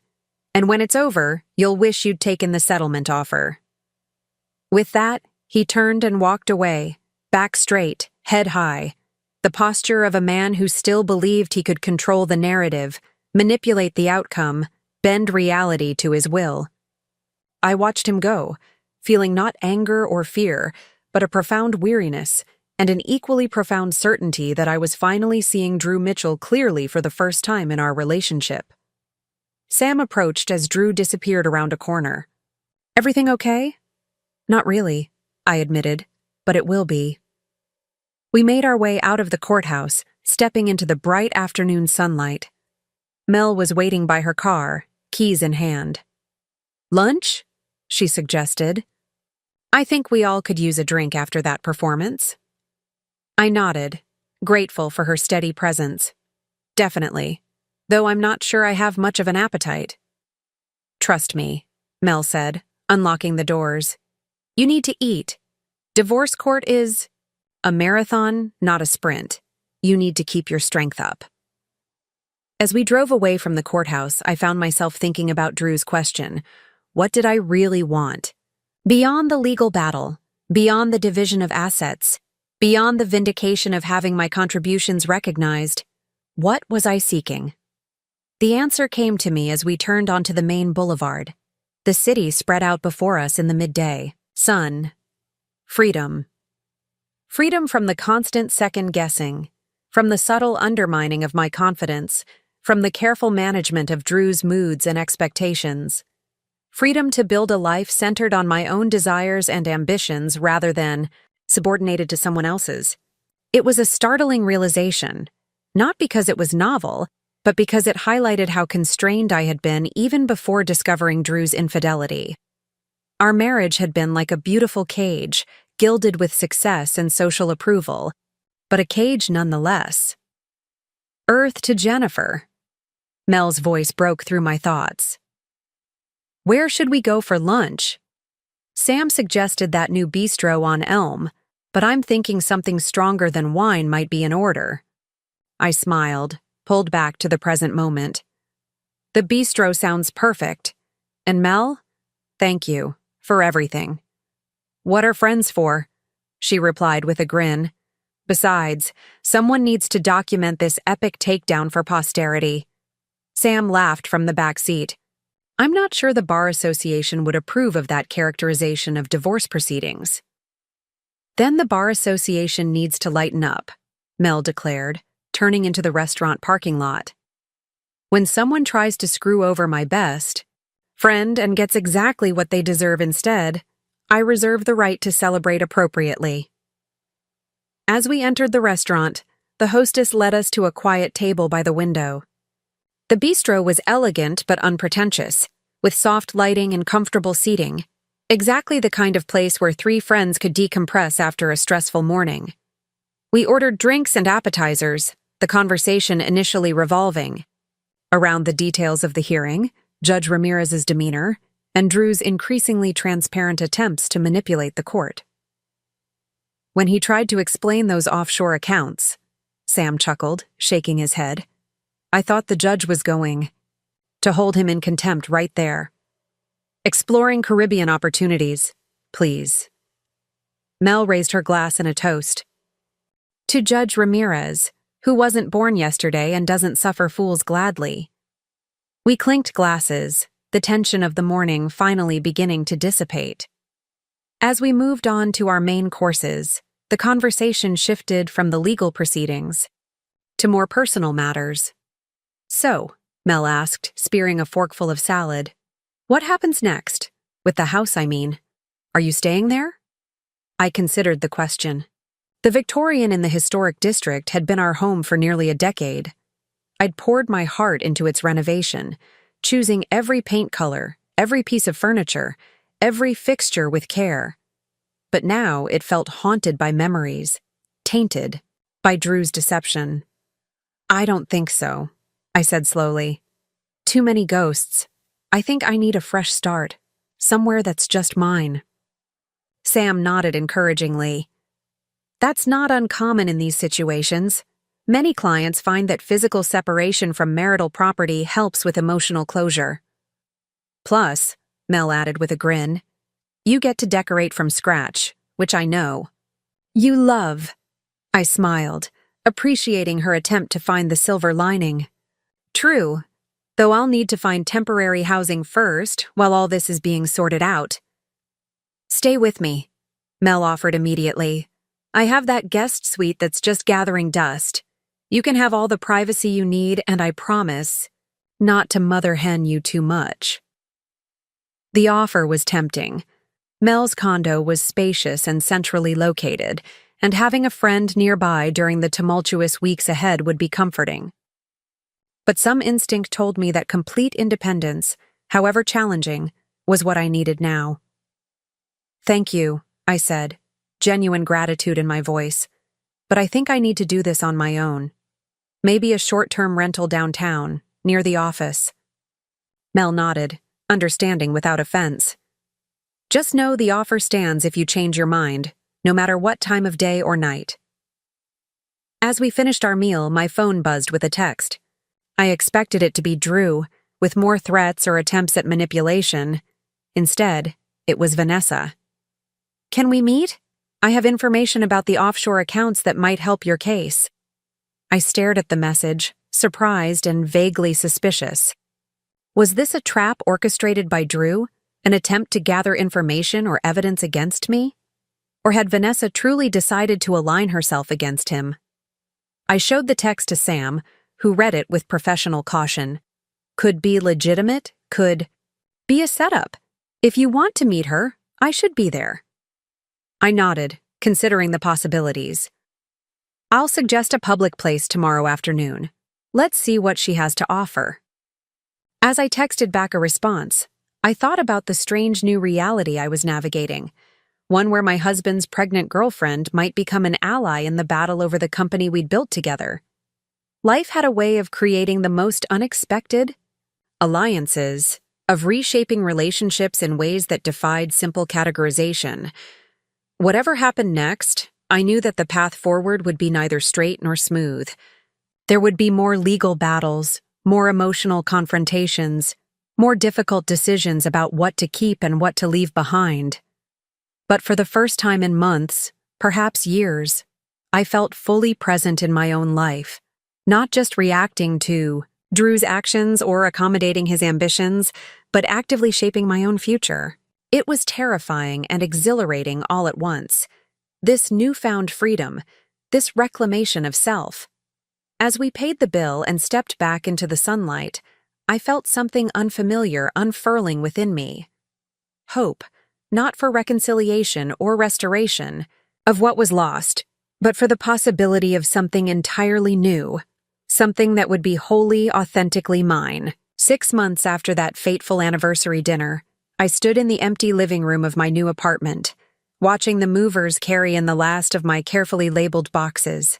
The space was modern and bright, with floor-to-ceiling windows overlooking Oak Ridge's riverfront district. Nothing like the Victorian Drew and I had shared, with its ornate moldings and historical charm. This place was sleek, minimalist, utterly my own. "Where do you want the drafting table, Ms. Mitchell?" one of the movers asked, gesturing to the oversized wooden surface that had been my companion through countless design projects. "The room with the northern exposure, please," I replied. "And it's just Jennifer now." The decision to drop the Mitchell surname had been practical as much as symbolic. With the divorce finalized 2 weeks prior, I was reclaiming my identity piece by piece, starting with my maiden name, Jennifer Clark, which now adorned the door of my design studio and the business cards I'd had reprinted. My phone chimed, with a text from Mel. "Champagne and takeout at 7 to celebrate the new digs?" I smiled, typing back a quick confirmation. Mel had been my rock throughout the turbulent months of legal proceedings, emergency hearings, and emotional upheaval. She deserved to be the first to toast this fresh beginning. As the movers finished their work and departed, I wandered through the apartment, mentally arranging furniture and planning color schemes. The blank canvas of these walls represented more than just a new home. It was the physical manifestation of the freedom I'd fought so hard to secure. The meeting with Vanessa had proved pivotal in that fight. We'd met at a quiet cafe downtown, Sam accompanying me as a precaution. She'd arrived looking noticeably more pregnant than the last time I'd seen her, her face drawn with fatigue and stress. "Thank you for meeting me," she'd said, sliding into the booth across from us. I wasn't. "Sure you would. You said you had information about the offshore accounts," I'd replied, keeping my tone neutral. "I'm listening." Vanessa had placed a USB drive on the table between us. "Everything's here. Account numbers, passwords, transfer records. Drew gave me access when he thought we were planning a future together." Her bitter laugh had held no humor. "He said it was so I could access the money if anything happened to him." Sam had picked up the drive, studying it carefully. "Why are you giving us this?" Vanessa had met my gaze directly. "Because he lied to me, just like he lied to you. The baby is his. I've never been with anyone else since we started seeing each other. But when I refused to terminate the pregnancy, suddenly he wasn't so sure. Suddenly he needed paternity tests. Suddenly I was trapping him." She'd wrapped her hands protectively around her swollen belly. "I don't want anything from him anymore. Not support, not acknowledgement, nothing. I just want him to face consequences for once in his privileged life." The information on that USB drive had been damning. Detailed records of millions siphoned not just from Mitchell Construction, but from our personal accounts as well. Funds moved through a labyrinth of shell companies before landing in numbered accounts in tax havens around the world. The kind of financial engineering that required professional assistance. When presented with this evidence, Drew's attorney had immediately pushed for settlement negotiations. The legal battle that Drew had promised would destroy me ended not with the dramatic courtroom showdown he'd threatened, but with a mediation room and signatures on carefully worded agreements. In the end, I received 51% ownership of Mitchell Construction, the company renamed to Clark Designs and Development to reflect both my maiden name and the shift in leadership.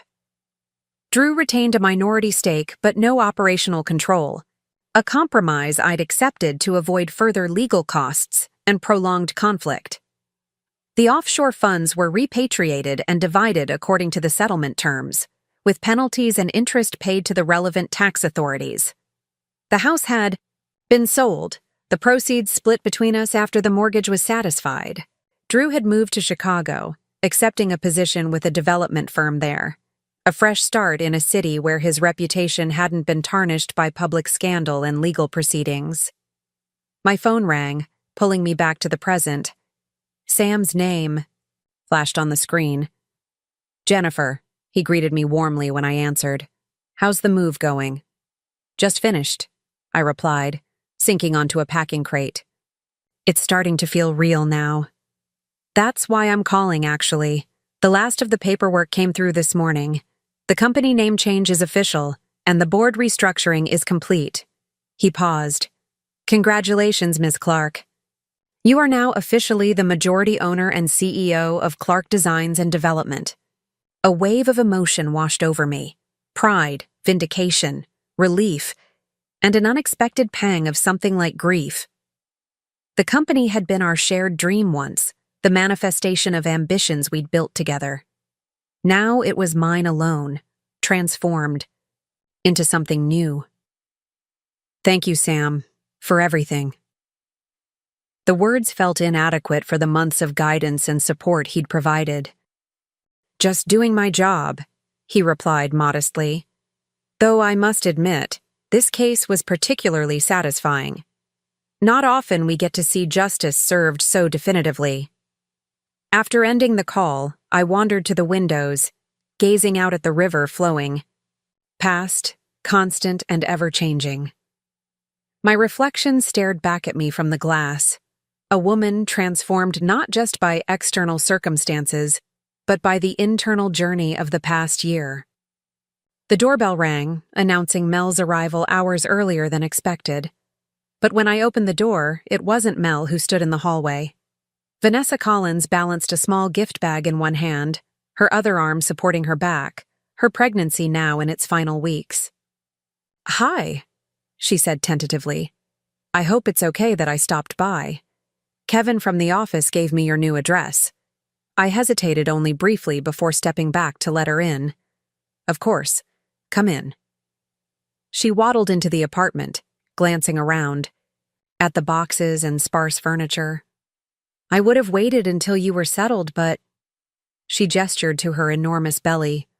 Time's kind of running out for social calls. I smiled despite myself. When are you due? 2 weeks, officially, but the doctor thinks it might be sooner. She handed me the gift bag. This is for you, a housewarming present, I guess.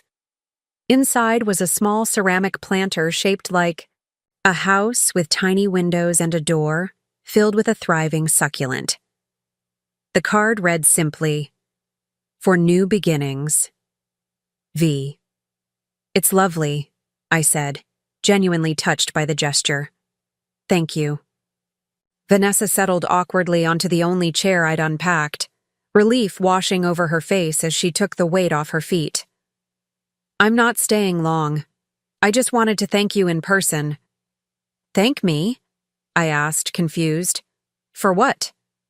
For not? Hating me, she said simply. You could have.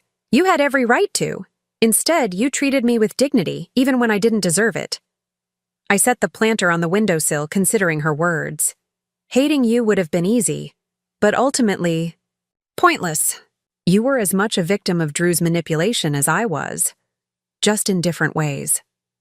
She nodded, absent-mindedly rubbing her belly as the baby shifted visibly beneath her shirt. When I found out I was pregnant, Drew was so excited. Talked about us being a family, about the future we'd build together. It wasn't until after that dinner at the Royal Oak that everything changed. She looked up, her expression pained. Suddenly, the pregnancy was an inconvenience, a trap I'd set for him. He accused me of getting pregnant on purpose to secure my financial future. That sounds like Drew, I said, the familiar pattern all too recognizable. Rewriting reality to cast himself as the victim.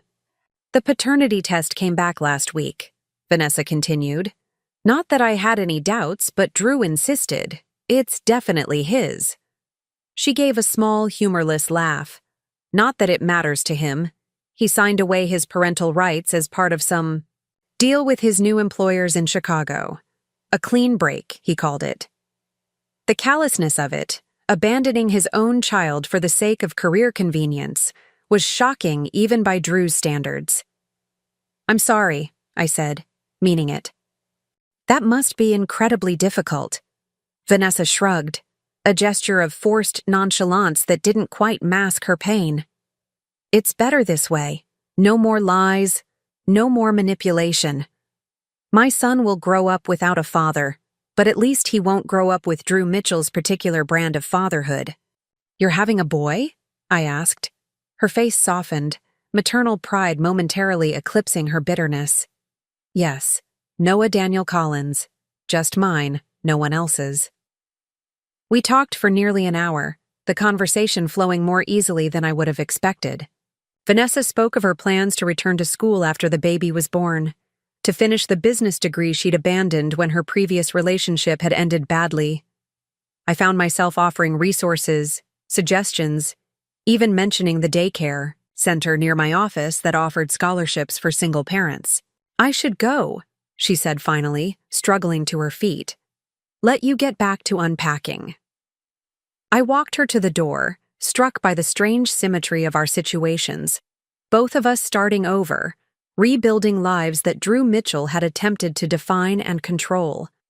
"If you ever need anything," I said, surprising myself with the sincerity of the offer, "don't hesitate to reach out." Vanessa smiled, genuine warmth in her expression. "Same to you. Although I doubt a sleep-deprived single mom with a newborn will have much to offer." "You never know," I replied. "Life has a way of surprising us." After she left, I returned to the window, studying the small ceramic house with its tiny succulent resident. For new beginnings. It was an apt sentiment, not just for my new living space, but for the entire trajectory of my life post-Drew. The remainder of the day passed in a blur of unpacking and organizing. By the time Mel arrived with promised champagne and Thai food, I'd made significant progress in transforming the sterile apartment into something that felt like mine. "Look at you," Mel declared, surveying my work. "Not even a full day and you've already got this place looking like something out of a design magazine." I laughed, accepting the chilled bottle she extended. "Hardly, but it's getting there." We settled on the floor, using packing crates as makeshift tables, the food spread between us in its fragrant containers. Mel raised her plastic cup of champagne in a toast. "To Jennifer Clark," she said, pride evident in her voice. "CEO, design visionary, and the woman who took Drew Mitchell to the cleaners." I clinked my cup against hers, smiling. "To new beginnings." As we ate, I told Mel about Vanessa's unexpected visit. Her eyebrows rose progressively higher as I described our surprisingly cordial conversation. "So let me get this straight," she said when I finished. "The pregnant mistress who showed up at your anniversary dinner brought you a housewarming gift and you two are now, what? Friends?" I considered the question. "Not friends exactly, but not enemies either. We have a shared experience that few others could understand." Mel shook her head, impressed. "Your capacity for forgiveness continues to astound me. If it were me, I'd have told her where to stick that succulent."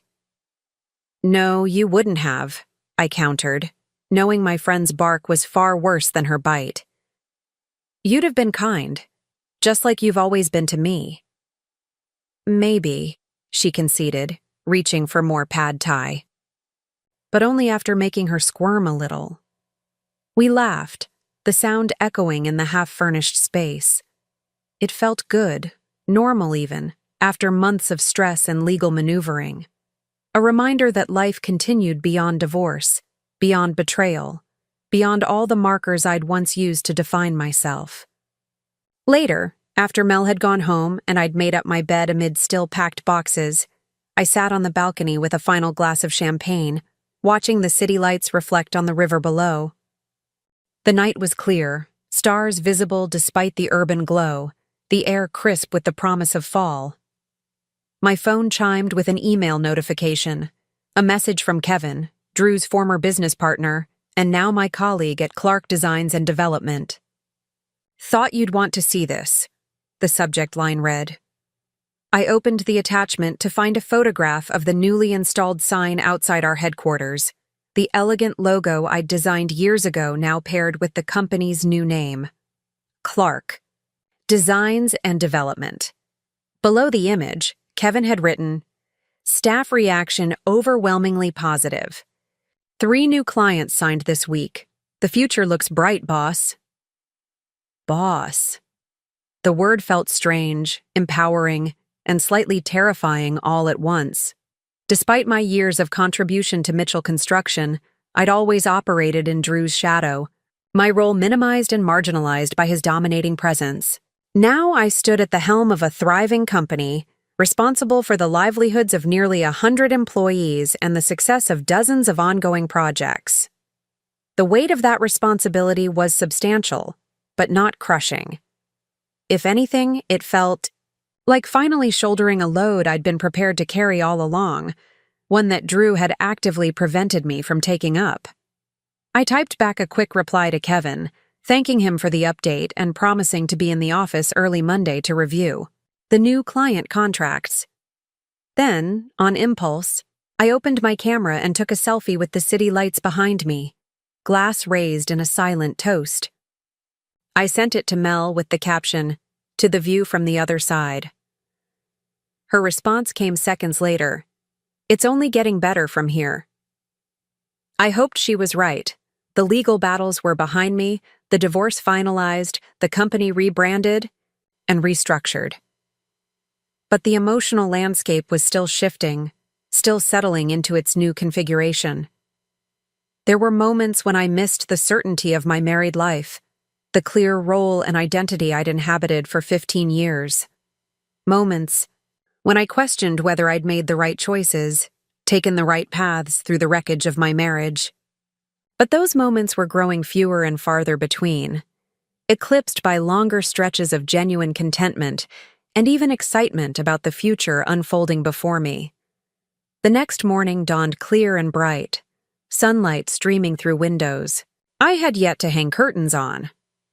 I woke early, energized despite the previous day's moving exertions. After a quick shower, I dressed in comfortable clothes and decided to explore my new neighborhood properly. The riverfront district had transformed, in recent years from industrial warehouses to trendy residential and commercial spaces. My building, a converted textile mill, stood at the heart of the Renaissance, surrounded by cafes, boutiques, and public green spaces that bordered the river. I found a coffee shop 2 blocks away, its wide windows and brick walls creating a warmth that immediately appealed to me.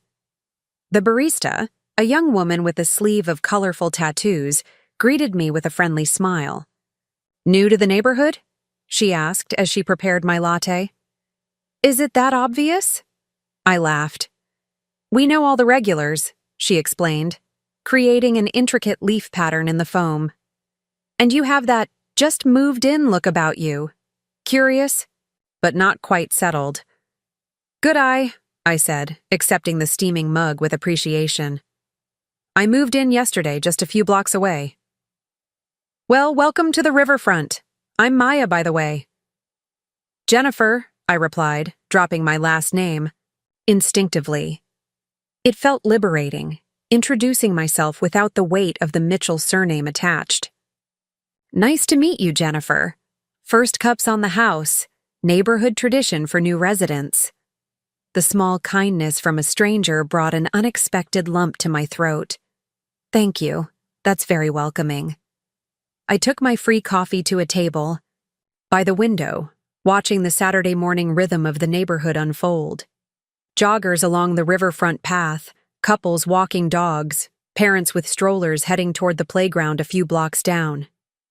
Normal life, everyday moments that had nothing to do with lawsuits or betrayal or the dramatic implosion of a marriage. My phone buzzed with a text from Richard Mitchell, Drew's father. Our contact had been limited since the divorce, not out of animosity, but from a mutual understanding of the awkwardness of our position. I opened the message with curiosity. Jennifer, Margaret, and I are in town for the weekend. We'd love to see you if you're available for lunch or coffee. No pressure. Of course. The invitation was unexpected, but not unwelcome. Despite everything that had happened with Drew, I'd always valued my relationship with his parents. Their support during the divorce proceedings had meant more than they probably realized. I typed back, "Just moved into a new place in the Riverfront district. There's a lovely cafe 2 blocks away if you'd like to meet there around noon." Richard's response came quickly. "Perfect. See you then." I finished my coffee, a mix of anticipation and nervousness settling in my stomach.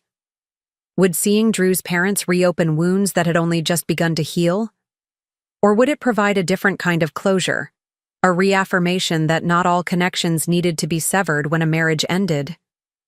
With time to spare before our meeting, I continued my exploration of the neighborhood, discovering a small bookstore tucked between a yoga studio and a farm-to-table restaurant. The owner, an elderly man with wire-rimmed glasses perched on his nose, greeted me warmly as I browsed the carefully curated shelves. "Looking for anything in particular?" he asked, noting my attention to the design and architecture section. "Just getting to know the place," I replied, picking up a coffee table book on urban renewal projects. "I'm new to the neighborhood." "Ah, welcome then. I'm Harold. Been here since before it was fashionable, nearly 40 years now." He gestured to the sleek apartments visible through the window. "Used to be nothing but warehouses and factories around here. Quite the transformation." "You must have seen a lot of changes," I said, genuinely interested. "Change is the only constant," Harold replied with the wisdom of his years. "Those who resist it get left behind. Those who embrace it thrive." He tapped the book in my hands. "That's a good one, by the way. The author has a keen eye for how spaces can be reinvented without losing their soul." The comment resonated with me. On a personal level, wasn't that exactly what I was attempting with my own life? A reinvention that preserved the essential core while discarding what no longer served? I purchased the book, promising Harold I'd return once I'd finished it to discuss my thoughts. By noon, I was seated at an outdoor table at the cafe, watching for Richard and Margaret's arrival. They appeared right on time, Richard's tall frame and silver hair visible from a distance, Margaret's petite figure at his side. They spotted me and waved, navigating between tables to reach me. "Jennifer," Margaret embraced me warmly, her familiar perfume bringing a rush of memories. "You look wonderful, positively glowing." "It's good to see you both," I said, meaning it despite the slight awkwardness. "Thank you for reaching out." Richard took the seat across from me, his kind eyes studying my face. "We've missed you. It didn't seem right to lose touch just because—" He trailed off, not needing to complete the thought. "How have you been?" Margaret asked after we'd ordered. Really, I mean, not the polite answer. I considered the question, appreciating her directness. "It's been a journey," I admitted. "Some days are easier than others. But overall, I'm good. Building something new." "We've seen the company rebranding." Richard nodded. "Impressive work. The design community is taking notice." "Thank you. It's been challenging but rewarding. How about you two? How are you doing?" "With everything?" Margaret exchanged a glance with Richard before responding. "It's been difficult, I won't lie. Drew is still our son despite his mistakes. But he's made choices that we can't support or condone." "He's in Chicago now," Richard added, though I already knew this. "Started a new position with Meridian Development. Says he's doing well, but—" He shrugged, the gesture conveying his skepticism about Drew's self-reporting. "And we hear from Vanessa occasionally," Margaret continued. "Such a shame about the baby. Drew refusing to acknowledge his own child." She shook her head, genuine sadness in her expression. "We've offered support, but she's very independent. proud. Yes, she is, I agreed, thinking of Vanessa's visit the previous day. She stopped by my new place yesterday, actually. She's due any day now. Margaret's eyes widened with surprise. You two are in touch? Not regularly, I clarified, but we've made peace with the situation. She was as much a victim of Drew's manipulation as I was. Richard reached across the table to squeeze my hand, his eyes suspiciously bright. You always did have the biggest heart, Jennifer. That's one of the many things we've always loved about you. The lunch continued, our conversation drifting from personal updates to safer topics. Richard's recent retirement, Margaret's volunteer work with a literacy program, the renovation of their lake house. The initial awkwardness faded, replaced by the comfortable familiarity of people who had been family for 15 years. As we prepared to part ways, Margaret hesitated, clearly wanting to say something more. Jennifer, we know it's presumptuous to ask, but when Vanessa's baby arrives, would it be possible for you to let us know? We'd like to send something to acknowledge our grandchild, even if Drew won't. The request caught me off guard, but I nodded. Of course, I'm sure Vanessa would appreciate that. Thank you. Margaret's relief was palpable, and please know that whatever happens, you'll always be family to us. Richard nodded in agreement. Some bonds transcend legal documents. I hugged them both goodbye, watching as they walked. Hand in hand down the riverfront path, their shoulders leaning slightly toward each other in the comfortable posture of a long and loving marriage. The sight brought not jealousy or regret, but a genuine happiness that such partnerships existed, even if mine hadn't been among them. The rest of the weekend passed in a blur of unpacking and settling in. By Sunday evening, my new apartment had taken shape, furniture arranged, artwork hung, books shelved. It felt like home, or the beginning of one. A space unmarked by memories of Drew, untainted by the breakdown of our marriage, a clean slate upon which to write the next chapter of my life. Monday morning arrived with the familiar mix of anticipation and nerves that accompanies any significant transition. I dressed carefully for my first day as the official CEO of Clark Designs and Development, choosing a tailored navy suit that projected confidence and authority without sacrificing style. The company headquarters, a renovated commercial building in downtown Oak Ridge, had been Mitchell Construction's home for the past 7 years. Walking through the lobby, I noted the empty space where the old company sign had hung, now awaiting the installation of the interior version of our new branding. Kevin met me at the elevator, tablet in hand and coffee extended as an offering. Morning, boss. Ready for the troops? I accepted the coffee gratefully. As ready as I'll ever be. How's the mood? Curious but positive, he reported as we stepped into the elevator. The design team is thrilled, obviously. They've always been your people. The project managers are cautiously optimistic. The only real resistance is coming from the old guard in business development. Drew's golf buddies, I nodded, naming the small faction of executives who had been hired more for their connections than their competence.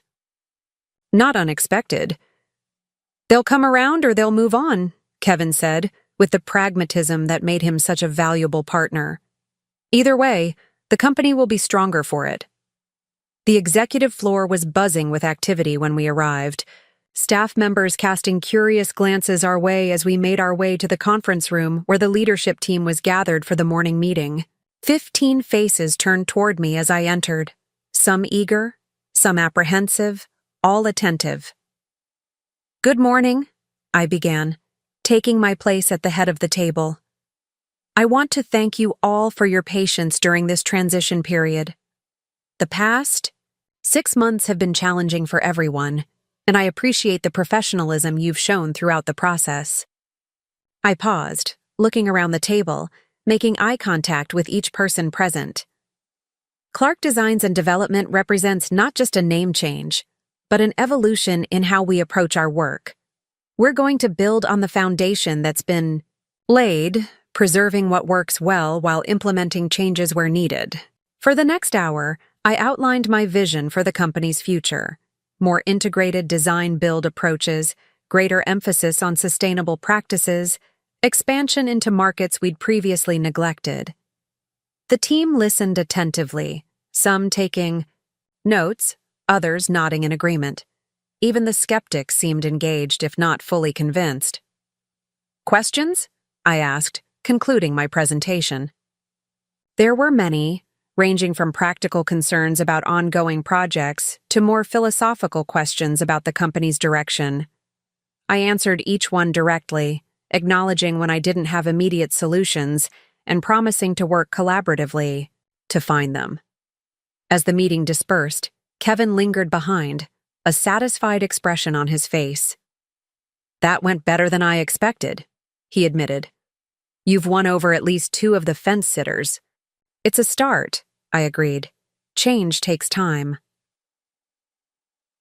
The rest of the day was a whirlwind of meetings, phone calls, and email exchanges.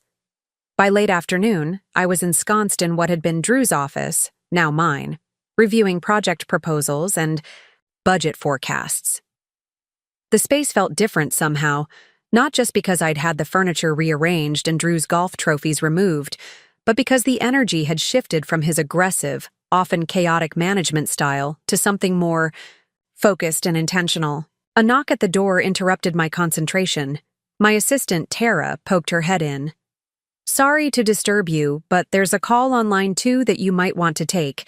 It's Vanessa Collins, and she sounds urgent." I picked up the phone. Immediately. "Vanessa? Is everything okay?" Her voice came through breathless and strained. "I think I'm in labor. My water just broke and the contractions are coming pretty fast. The doctor says to get to the hospital now." "Where are you?" I asked, already rising from my desk. "At home, but I called an Uber. It should be here any minute." "Cancel it," I said firmly. "I'm leaving the office now. I can be at your place in 15 minutes. There was a pause, then a relieved sigh. "Thank you. I don't want to be alone for this." I grabbed my purse and keys, instructing Tara to reschedule my remaining appointments. "Family emergency," I explained briefly, not stopping to analyze why I'd categorized Vanessa's situation that way.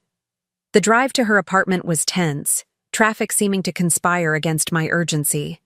When I finally arrived, I found Vanessa sitting on the edge of her sofa, face contorted in pain as another contraction seized her.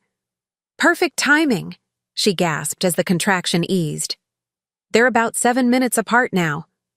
I helped her to my car, her hastily packed hospital bag slung over my shoulder. As we navigated toward Oak Ridge Memorial Hospital, Vanessa gripped the door handle, her breathing labored. "Thank you for coming," she said between contractions. "My sister's flight doesn't get in until tomorrow, and my mom's in Phoenix with her new husband." "Of course," I replied, focused on the road but acutely aware of the surreal nature of our situation. No one should have to do this alone. The hospital admitted Vanessa immediately, the labor progressing faster than typical for a first-time mother. I found myself in the unfamiliar role of birth coach, holding her hand through contractions, advocating with nurses, fetching ice chips and cool cloths for her forehead. "Did you call Drew?" she asked during a brief respite between the increasingly intense contractions. I shook my head. "Do you want me to?" She considered the question, then grimaced as another wave of pain began building. "No," she decided, her voice strained. "He gave up the right to be here. I don't need his negativity today." The labor intensified rapidly after that, Vanessa progressing from 7 to 10 centimeters in less than 2 hours. The delivery room became a flurry of activity as nurses and the attending obstetrician prepared for the imminent birth. "I can't do this," Vanessa moaned as the urge to push became overwhelming. "It hurts too much." "You can," I insisted, surprising myself with the fierce conviction in my voice. "You're stronger than you know. You've already survived so much worse than this." She met my gaze, something resolute crystallizing in her expression despite the pain. Then she bore down, channeling her fear and agony into the primal work of bringing her child into the world. Noah Daniel Collins arrived at 7:42 p.m., his lusty cries filling the delivery room as the doctor placed him on Vanessa's chest. 7 pounds, 4 ounces of perfect newborn, with a shock of dark hair and his mother's determined chin. "Hello, little one," Vanessa whispered, tears streaming down her face as she cradled her son. "I've been waiting for you." I stepped back, giving mother and child their first moments together, feeling like both an intruder and a witness to something profound. As the medical team attended to the final details of the delivery, I slipped out to the hallway, overwhelmed by the emotions of the past few hours. Leaning against the wall, I pulled out my phone and texted Margaret Mitchell. "Noah Daniel Collins arrived at 7:42 p.m. 7 lbs 4 ozao, mother and baby doing well." Her response came almost immediately. "Thank you, Jennifer. Please give Vanessa our love and congratulations. We'll respect her wishes regarding contact, but our hearts are with them both." When I returned to the room, Vanessa had been moved to a recovery bed, Noah swaddled and sleeping peacefully in her arms. She looked up as I entered, exhaustion and joy commingling in her expression. "He's perfect," I said, approaching the bed to get a better look at the sleeping infant. "Would you like to hold him?" Vanessa offered, already shifting to pass the bundle to me. I hesitated only briefly before accepting, cradling Noah with the careful attention his newness demanded. He stirred slightly, dark lashes fluttering against his cheeks before settling back into sleep. Looking down at this tiny human, Drew's son, though he'd denied him, I felt not the jealousy or resentment I might have expected, but a strange sense of connection and responsibility. Not as a mother figure or even a family member, but as someone who understood the circumstances of his entry into the world and was committed, in some undefined way, to seeing him thrive despite them. "I told Margaret and Richard," I said quietly, returning Noah to Vanessa's waiting arms. "Hope that's okay?" They asked to be notified when he arrived. Vanessa nodded, adjusting the blanket around her son. "It's fine. They should know their grandson, even if Drew doesn't want to." We sat in companionable silence for a while, the room quiet except for the soft sounds of Noah's breathing and the distant bustle of the hospital corridor. Finally, Vanessa spoke, her voice thoughtful. "It's strange, isn't it? A year ago, neither of us knew the other existed. Now, here we are, connected by this tiny person and the man who tried to destroy both of us." "Life takes unexpected turns," I agreed, thinking of all the changes the past year had brought. "But sometimes those turns lead us exactly where we need to be." Vanessa studied my face, her expression serious. "I used to envy you, you know. When Drew would talk about you, which wasn't often, he made you sound so perfect. The successful wife, the supportive partner, the woman who had it all together." She shook her head ruefully. "I wanted to be you. Isn't that ridiculous? I was sleeping with your husband and envying your life." "Not ridiculous," I said gently. "Just misguided. The life Drew described wasn't real. It was the carefully curated version he wanted the world to see. And now?" Vanessa glanced down at Noah, then back to me. "Is this real? This strange friendship or alliance or whatever it is between us?" I considered the question, searching for the most honest answer. "I think it is. Not conventional, certainly. But genuine in its own way." She nodded, satisfied with the response. "Good, because Noah's going to need all the authentic relationships he can get." A nurse entered then, checking Vanessa's vitals and offering to take Noah to the nursery. For a few hours, so the new mother could rest. After some hesitation, Vanessa agreed, watching with anxious eyes as her son was wheeled away. "You should go home," she told me once we were alone again. "You've done more than enough, and you must be exhausted." "Are you sure? I don't mind staying until your sister arrives tomorrow." "I'm sure," she assured me. The nurses will help with anything I need, and honestly, I could use a few hours of sleep before this little guy demands my full attention again. I gathered my things, promising to check in the next day.